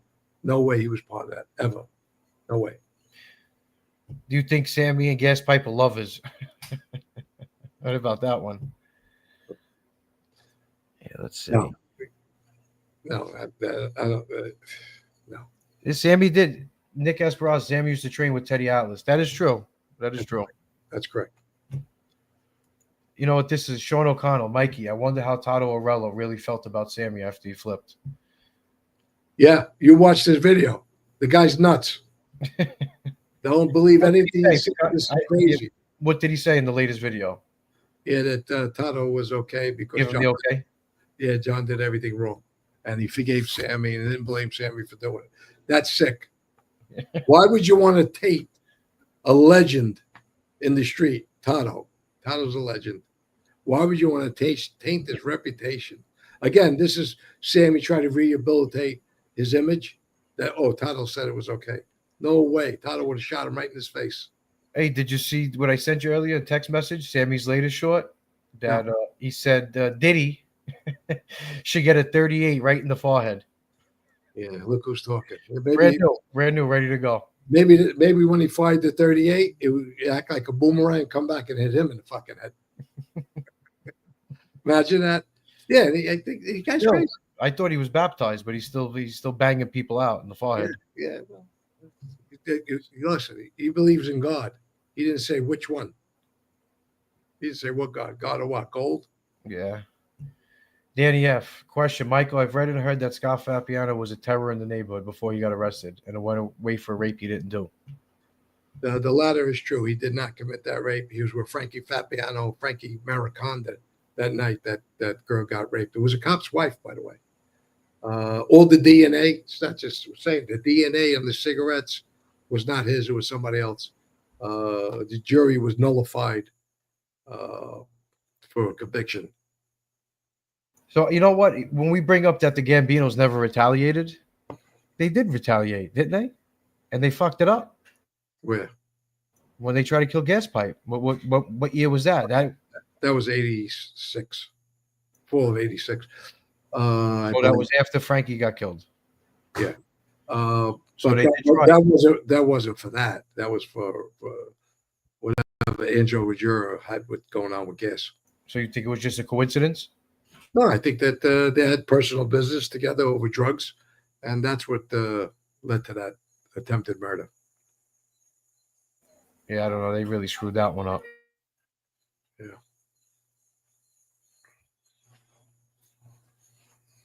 Mike Jr., should Kashan Davis be shelved for missing weight, I guess you mean? I think that's what happened. Yeah, I think if you miss weight, I think that's not very nice to do to your opponent because they put in a lot of training, many months. JP909, if Scammy never cooperates and John doesn't get life in prison, where would the Gambino family be today? Oh, without those tapes, Sean would have went to jail, like I said, for getting caught talking on tape. Sammy wouldn't go to jail unless John was talking about Sammy. It's a great hypothetical, but you don't know what. Well, this is what I will say. Let me add on to this. If that didn't happen, a couple of things could have happened. One, Sammy kills John. Maybe. If Sammy gets an inkling, John's really mad at him and finds out what he's really doing, which John does. But Sammy's got to find out he's that mad. Without tapes, without John getting caught on tape, Sammy would never know. But I think John definitely, I don't think and definitely is like, not right. John definitely killed Sammy down the road for what he knew. Now, in a perfect world, right? Let's say there is no tape. John ain't mad at Sammy, right? For this. Sammy kills a lot more guys. He's in John's ear, convinced him to kill more people. I think Sammy was on his way out, Wild Bill style. Bring him to underboss, make him go to sleep, and then he's gone. Because Sammy was only underboss for how long? Like, Oh, realistically, month, 2 months? No, he's probably underboss from April, May, maybe to when they got arrested in December. Or was it that long? I thought it was shorter time period. Yeah, no, Louis DeBono was killed, I believe, in November. He's the last murder that we did, that the Gambino family did. But it was December. I think he might have been underboss April. Yeah, I think he was on his way out. Me too. Yep, I think so, Sicilian. Sicilian again. Question, Michael, when Sammy flipped on John Gambino, did Rosario and Giuseppe push to have Sammy killed? They're going to have him killed. He flipped his witness. He's in Witsec. Hey, where are you going to find him? DMBJ, Mikey, I know it's a long shot, but please, one day, alive with John Jr., what do you reckon? He's coming on podcast. You never know. Nah, there will be no ever an open reconcile with Junior and myself. If he's smart, we get together and do a major show on a big cable network. Yeah, it's got to be on a network. I agree. Tell the truth. That's good. But on here, YouTube, nah, never gonna happen. He's gonna come to terms with putting the record straight, and him and I can put the record straight. Yeah, change it up a little bit. 9797. I saw Mike Sr. playing football with the guys from Bath Avenue, Bay 23rd, and a big brawl broke out with a bunch of undercover cops watching. They didn't do anything, I guess. They were just watching. That's true. They know who they were? They were organized crime strike force. Yep. They were probably enjoying that. Whoever this is knows his stuff. That's for sure. Yep. And then we watched them have a brawl. Joy, good to see you. Michael, do you have any idea on who killed Jimmy Brown's son at Rab's bowling alley? We were good friends with Jimmy Brown Jr. I didn't know what happened at Rab's, and that place is still going, still around. Yeah, if I'm gonna take a real good guess, the Bellattis did it. And maybe you could throw Joe Watts being involved in that too. Maybe that's just a guess. Just the proximity of the people. Maybe Frankie DeChico. Jersey boy, if John Jr. called you, would you answer? Yeah. Yep. Mohammed Nasser. Question. When was it found out that Greg Scarpa was FBI informant? How did you feel? Also, Larry Mazza said Ali Boy knew Greg Scarpa. So what do you think? When did you find out? Well, there was always rumors. I was told at one time, early 80s, that they were going to clean up that corner, and they thought, and that was coming from our people. And when they say that corner, that means Greg's corner. And that there was rumors, strong rumors going around that he was bad. He got pinched with the Secret Service, and nothing ever happened. So there was a lot of rumors. Now, the thing out there is that the Persicos know about it, that he was bad. I mean, Carlo Gambino's on tape when he was the boss saying Greg's got a big mouth. So with his thing about big mouth, I think was an informant. How he lasted that long, I think because all the murders he was involved with, and those banks that his crew was doing, robbing the safe deposit boxes, the night drops, not night drops, the over the weekend gang, hole in the wall gang, let's call them. I know there was one, but let's preface this with just their crew. They were robbing big money, 4, 5, 6 million at a time in banks, popping the rifle and open the safe deposit boxes. I think with all that going on, they says, could it be that this guy's that bad? He's killing everybody and bringing in all this money.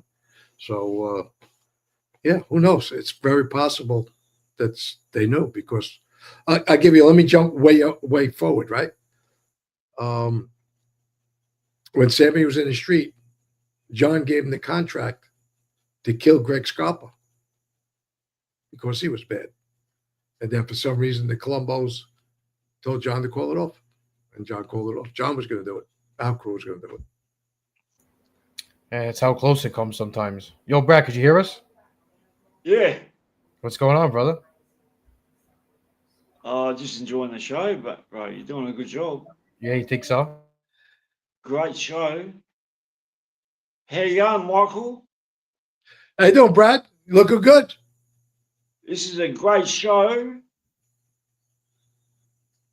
Yeah, we had a lot of talks on Greg Scarpa, right? You told me that you read the book and then you put me on it. Great book. Yeah, it was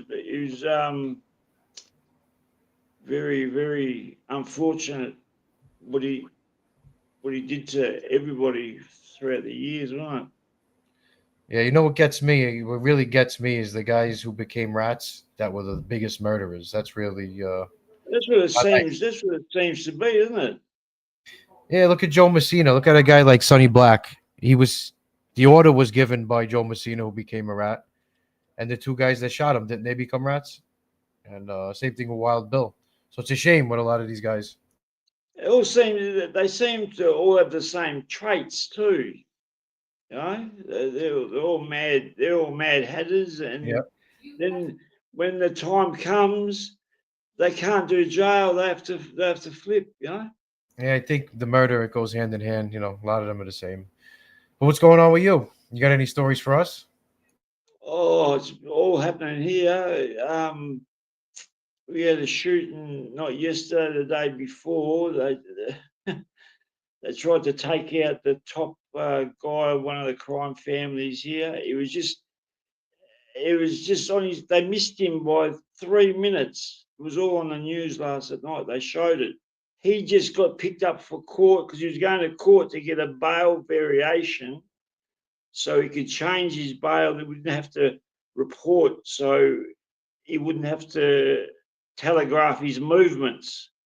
You know, because Yeah, what'd you say? besides. Yeah, so there's a lot of killings out there in Australia. A lot of Oh, gang. and then the day before they killed another bloke that was from the same family.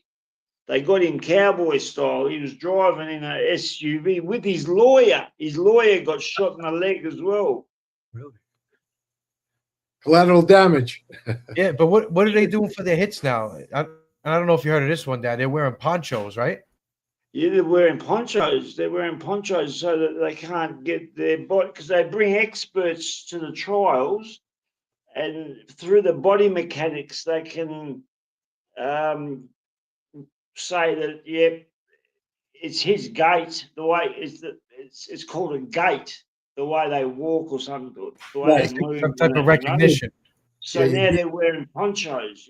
In one that just happened, it happened about 600 meters from my house at a service station. Two guys come with ponchos. They look like they're people out of Scream, you know, that movie. Hey, you know what? This is a good question from Spartan Creed. Michael, did you know Vinny Ocean? And you ever go to a strip club, Wiggles, on Queens Boulevard? Did Junior deal with him? Oh, yeah. No, I know Vinny. Sure. I know. Everybody know Vinny. Yeah, absolutely. Did he get robbed? Did he get robbed in Queens by black guys? Because never- the rapper, They based the Sopranos on him. They based the Sopranos on him. well, Yeah. the rap 50 Cent has a song where he talks about it. He says you could get robbed like Ocean. So apparently there's a story that Vinny Ocean got robbed by Crips or Bloods or somebody from Southside Queens. I don't know. Took his Rolex. You never heard that? No. He flipped as well. Well, Vinny was no dog, I'll tell you. When he was in the street, later on he flips again. At that time, those guys, they talk about them being a farm team, but those guys were serious too. When they had to do work, they did. That family goes back a very, very long time. They reckon it's the biggest family, like the longest time or something. Well, the longest is at New Orleans. That was the original family. They came in the mid 1800s. But New Jersey, Newark, that whole area, yeah, they were around very, very long time. Very long time. They're underrated. Absolutely. You're right, Brad. Good night, Joy. Take care. Thank you, Joy. Thank you for the Father's Day wishes. Thank you. God bless. So where's so you RJ? guys have got a birthday. You guys have got a birthday coming up soon. Yeah. Yeah, Tuesday. Are you both on the same day? Wednesday, your birthday is. Wednesday? Yeah. Yeah, I'll be all right. Yeah, Wednesday. And when's yours, Michael? When's yours? Wednesday. Are you guys are not on the same day? Yeah, I wouldn't have it any other way. That's amazing. Yeah, it is a good time. I was blessed. That's Did it fall on fantastic. Father's Day? But, who would have thought? Who would have thought that over 20 years has passed since that things happened? But who would have? You couldn't you couldn't write this. That 20 years later, you guys would be on your own podcast talking about this thing. Yeah, you're right. It's you never know. You know, That's why, how's the way the world turns, you know? yeah, that's why anybody says never to something, it's speaking prematurely when somebody says never. That's For right. the most part. Exactly. Michael, you're exactly right. You're exactly right. My wife says, she told me this a long time ago, not because of my flipping. She says a lot of people become what they hate at times. So you never spit up in the air because you never know what tomorrow's going to bring. That's what they say. true. If you stick around for long enough, you become what you hate. Yeah, I guess that's life. That's a cycle of life. Yeah, well, life is, it's unexpected what's going to be. We can make all the plans we want. God makes the decisions. Everybody's got a plan till they get punched in the face. I think Tyson. You know what? It's good to get punched in the face every once in a while. It's good. Nah, you need it. On the street, you need that There's punch. not enough of it going around. Nothing wrong with that. You could tell who's been punched in the face and who has never been punched in the face. Yeah, you're not a man till you get punched in your face. You kidding me? Then you got to get your. Hey, listen, there's nobody that's the toughest guy. There's always another tough guy. That's why when people ask me the question when they talk about all these mass murderers out there, let's say, and just in my life, right? They say, who's the toughest guy? Who's the biggest killer? That's the last guy with the gun. Yeah, whoever pulled the gun out first. Yeah, the last guy with the gun is. Because you can have, let's say, a Roy DeMeo, right? He was the toughest guy around. Like, everybody's afraid of Roy. The guy, whoever shot him, that's the newest, toughest guy around. Paddy Testa and Joey Testa shot him. Yeah. Or Center. I think Center and Joey Testa. Yeah. Is it true that Yeah. Frankie DeChico was able to get Roy DeMeo clipped? He flipped his crew. I don't know where. I don't know if it came from Sammy. I don't know.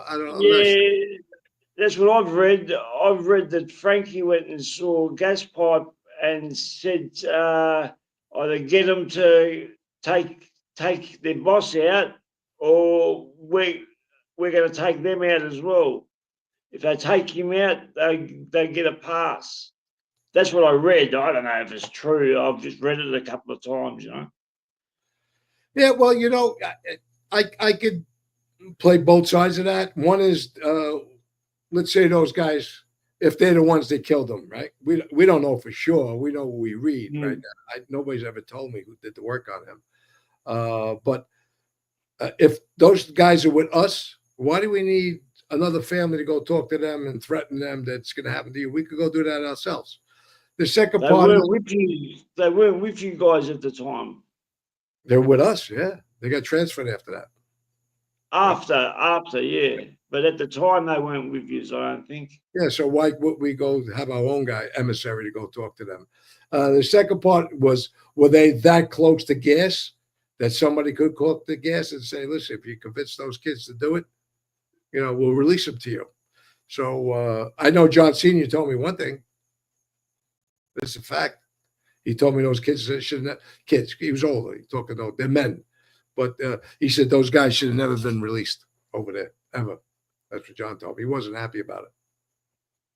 Oh, really? Yeah. Yeah. So he was forced to take them. No, I'm saying John Sr. was mad that Paul released them to location. Yeah, that's right. It was Paul's decision. Yeah, I think that was 83, if memory serves. Yeah. But again, it's a hypothetical. I don't know for a fact. I don't like speaking to things unless I put it in a hypothetical or exactly. But it's a fact. I don't know if those guys were involved. I have no clue. It's what we read, what we hear. Unless somebody can show me something that one of these guys admitted to it. Well, I don't think That's you the know. problem with all these books and all these shows, and that people see them and they think it's gospel. If they hear it enough times, they think it's gospel. They think it's written in Oh, yeah. stone. You know. Brad, very well said. That's like a lie. You spread a lie and say a lie long enough. Watch the news. We get it. Yeah. Lie long enough, it becomes fact. You know? Exactly. This is the same Exactly. Gravano. There was, Oh, hey, Michael, haven't we had that done to us a few times? yeah. He had 500,000 people convinced. In that life there, this the treachery and the oh my God. But Brad, we got to have you on to tell you your story one day. We got to do a pre-record. I'll talk to RJ. Mikey will talk to RJ. Yeah. I'd like to have you on to talk about your story because on that continent that you live on, right? Yeah. I'm sure you have some nice stories to tell us. Oh, it's a wild west down here. Yeah, always has been. It's penal colony, right? Started as a penal They're Yeah. all criminals. They're all criminals You anyway. know what happened? You know what happened, Michael? Just when yous kicked them out, the Brits, when yous kicked them out of the country back in the 17th century, 1780s, I think yous kicked them out. Yous had the war, and then they had nowhere to put their prisoners, so that's when they come here. That's when they come planted the flag here. It's 87 or something. Now, let me ask you a question. Isn't there an island off Australia that has a max prison? Isn't there an island there? No, there's a little island down the bottom that it's called Tasmania. It's another state. It's another state of Australia, and they used to have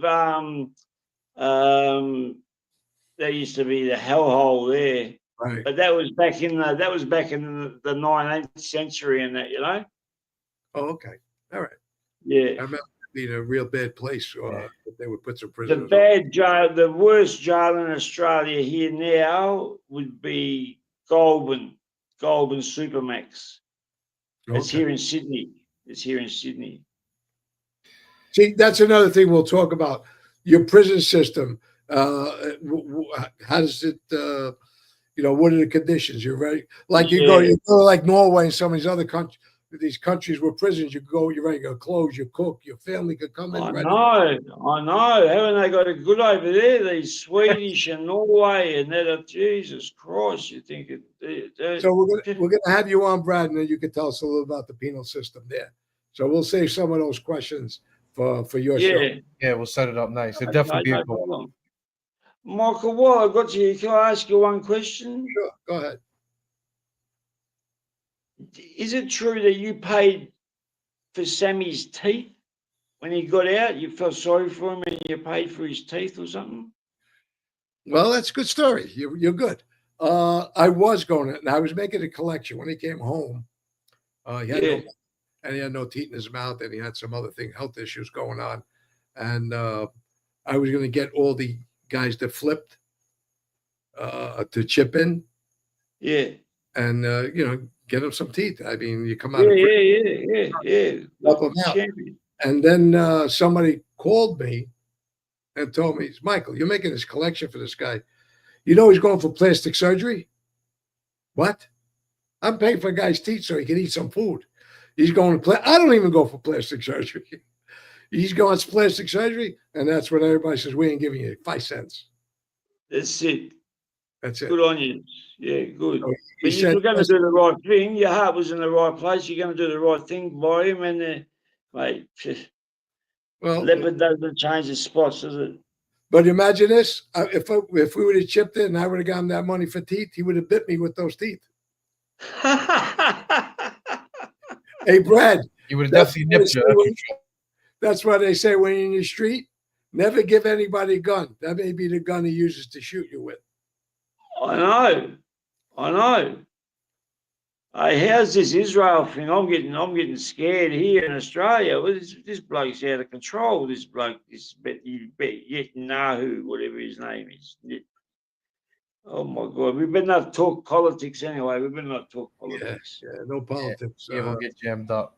But yeah, from Chris, do you think Sammy knows he's lying or he believes his own lies? I think a combination, Platter. We got a little bit. Yeah, no, I think he's saying it so long and he's so good. I think he believes everything he says now, especially the thing about throwing under the bus. I really think He knows, Michael. He knows he's full of shit. He knows deep down, he knows he's full of shit. Yeah. Mike DeLuca. Brad, here, this Yeah, goes right into it. when he looks in the mirror and the devil's looking back at him, and he knows he's the little creased up thing he is. Oh there's my no God. He's all shriveled up. when Oh, when a vampire looks in the mirror, there's no reflection. So that's falato. Jesus. There's Yeah, no. this is an easy one to debunk Yeah. from Mike DeLuca. Michael Sr., early on in Sammy's podcast, he gave the impression, painted a picture that him and Frankie D were really running the family, and John was kind of a front guy. Any validity to this? And I think this goes hand in hand with him saying that, yeah, him and Frankie, so we'll give John a year, then we'll clip him, which it's just totally Shut the unbelievable. fuck up. Shut the fuck up, Gotti, and let Frankie talk. What the fuck is this bloke? This is what he says. And you know, mate, He that's had what he nobody. said. Yeah, he's got He nobody. said that during the thing, Frankie told John to shut up and let Sammy talk. Yeah, because he was Because in Sammy's been in 2 wars. three. Yeah, so you mean to tell me Frankie gave up his life for John, right? Gave up his life, gave up his reputation to turn around and kill him in a year. Don't even make sense. It's just Don't make sense. it's just so ludicrous that, you know, I think what's happened is the media have bought into it, and they're to blame for a big extent, because they've repeated the stories and that book of his. Then they got the movie that went off the book that he wrote, the first Gotti thing, the first Gotti movie, and over these lies just get retold and retold over and over. Yeah, well, You can't blame people for thinking. he tells it a little different. And it's up to you guys. It's up to you guys are doing a noble thing. You guys are doing an absolute noble thing with putting history straight. You know what I mean? Thank you, Brad. I appreciate that. Thank everybody for being here. I think they believe now, the people have been on here for so long, we're on, that they understand our motive for doing this and bringing truth to fact. And the Yankees just lost to the Red Sox 2-1. All right, Brad. That's why I talk to you guys, because you're so fantastic people. Absolutely fantastic people. Thank you, Brad. And I'll get together with RJ, Mikey, and we'll see when we get you on, do a pre-record, and we'll have some fun. Yeah, thank you for coming on, Brad. We appreciate it, for his walk. Now let's take my dog out for his walk. Yeah, enjoy, brother. Thank you again for coming on. No problem. Thank you, Brad. Be well. So, what do you think? We go 2 hours and 15 minutes. Yeah, let's see what Marco has. And anybody else? Leanne, we got a Leanne here. Let's see. We try to give some new people, get some more, a few more questions, and we'll give somebody we haven't called their name a chance to ask a question. Thank you, Marco. I appreciate the accolades. Thank you so much. Nick's OG, any good Tony plate stories? No, I don't know him. The only thing I know is maybe Paulie Zach was involved with his murder along with some other people. Yeah, JJ, question. Do you think if Joe Bonanno hadn't wrote the book, Man of Honor, Costa Nostra would have ran longer but got more violent? Oh, no, that hurt people with the racketeering and the Rico statue. If you don't write that book, maybe that law takes another 10 years to come into play if somebody realizes it. But Giuliani ran with that book and the structure and everything else that was in there. So I didn't read the book again, but his book was devastating till today. Yeah, just as much as any rat or informant, whatever you have to say, right? Or worse. Yeah, he instituted the racketeering statute. Yep. We led to that.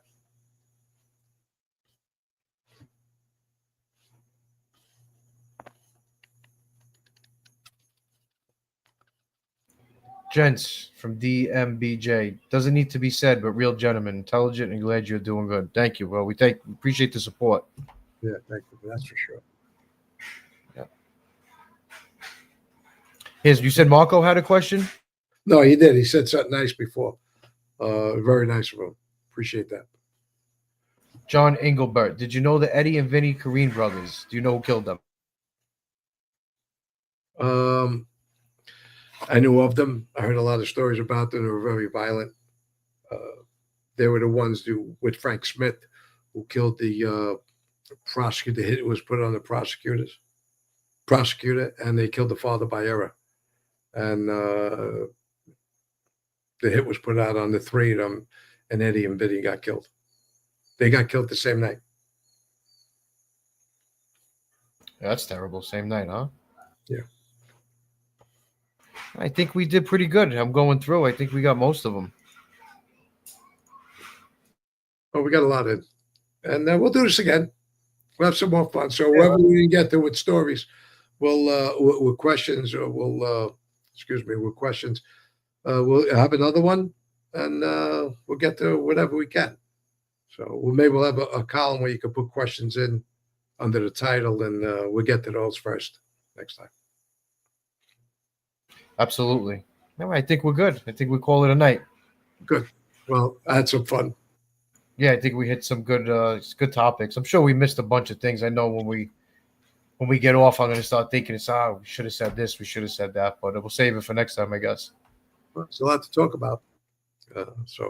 But I commend you for wanting to open up, Michael, on some of the things that I didn't even know about, and your feelings about the process of a real traumatizing time in your life. Yeah, well, you know what? It's good to talk about like everything else. I think that's why most people are on here is for therapy, the free therapy. But I think it was good anyway just to jumpstart it. It was never talked about. And I think it's good to think about because I think to go back to John Jr., you could see the case for him doing it. You could see a case for him, he shouldn't have did it. Yeah, I get it. I get it. And, this is a different look than everybody sees as far as what the mob is. This is very deep down and personal, and how it affects your real family members and other people around, whether you flip or not flip. A lot of people have been murdered here, and their families still suffer till today. And it's not just a hit, okay, and we talk about it, goes away. There's people still suffering and miss their family members. So, and I experienced that with my brother, with his children, his ex-wife, and my mother. And it's very painful for them because you, Michael, your mother, Madeline, like I said, my brother's family, the family that got hurt by when I cooperated, their families, they're the victims of all of this. We're criminals. We go to jail, we die, or we live a great life. The end of all this is you don't have to go to jail, die in jail, or get killed in the street. A lot of guys have great lives. They have great runs. Most do. But there's a lot of effects that happens to the family because bad things do happen in life, even if you don't die in jail. So thank you, everybody, for being here. Appreciate it again. God bless.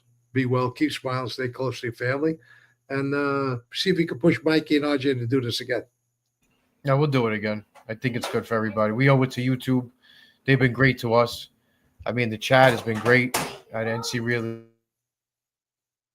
really didn't see nobody talking bad. Thank you, Doug. Appreciate it. I didn't see anybody talking bad. Everybody was respectful. And hopefully everybody enjoyed it. We wanted to get a little deep because, when you see two people sitting there unscripted, getting deep on a certain subject, especially, the first time they're talking about it, you can't fake that. You can't make that up. So I thought it was going to make for good content, and I hope everybody enjoyed it. Thank you, Michael. Yep. Thank you, everybody, for being here. Enjoy the rest of the night. I know we took up 2 hours and 2.5 hours now. Yeah. Thank you. Thank you for being here. Have a good night. Good night. Happy Father's Day, everybody. Yes, happy Father's Day.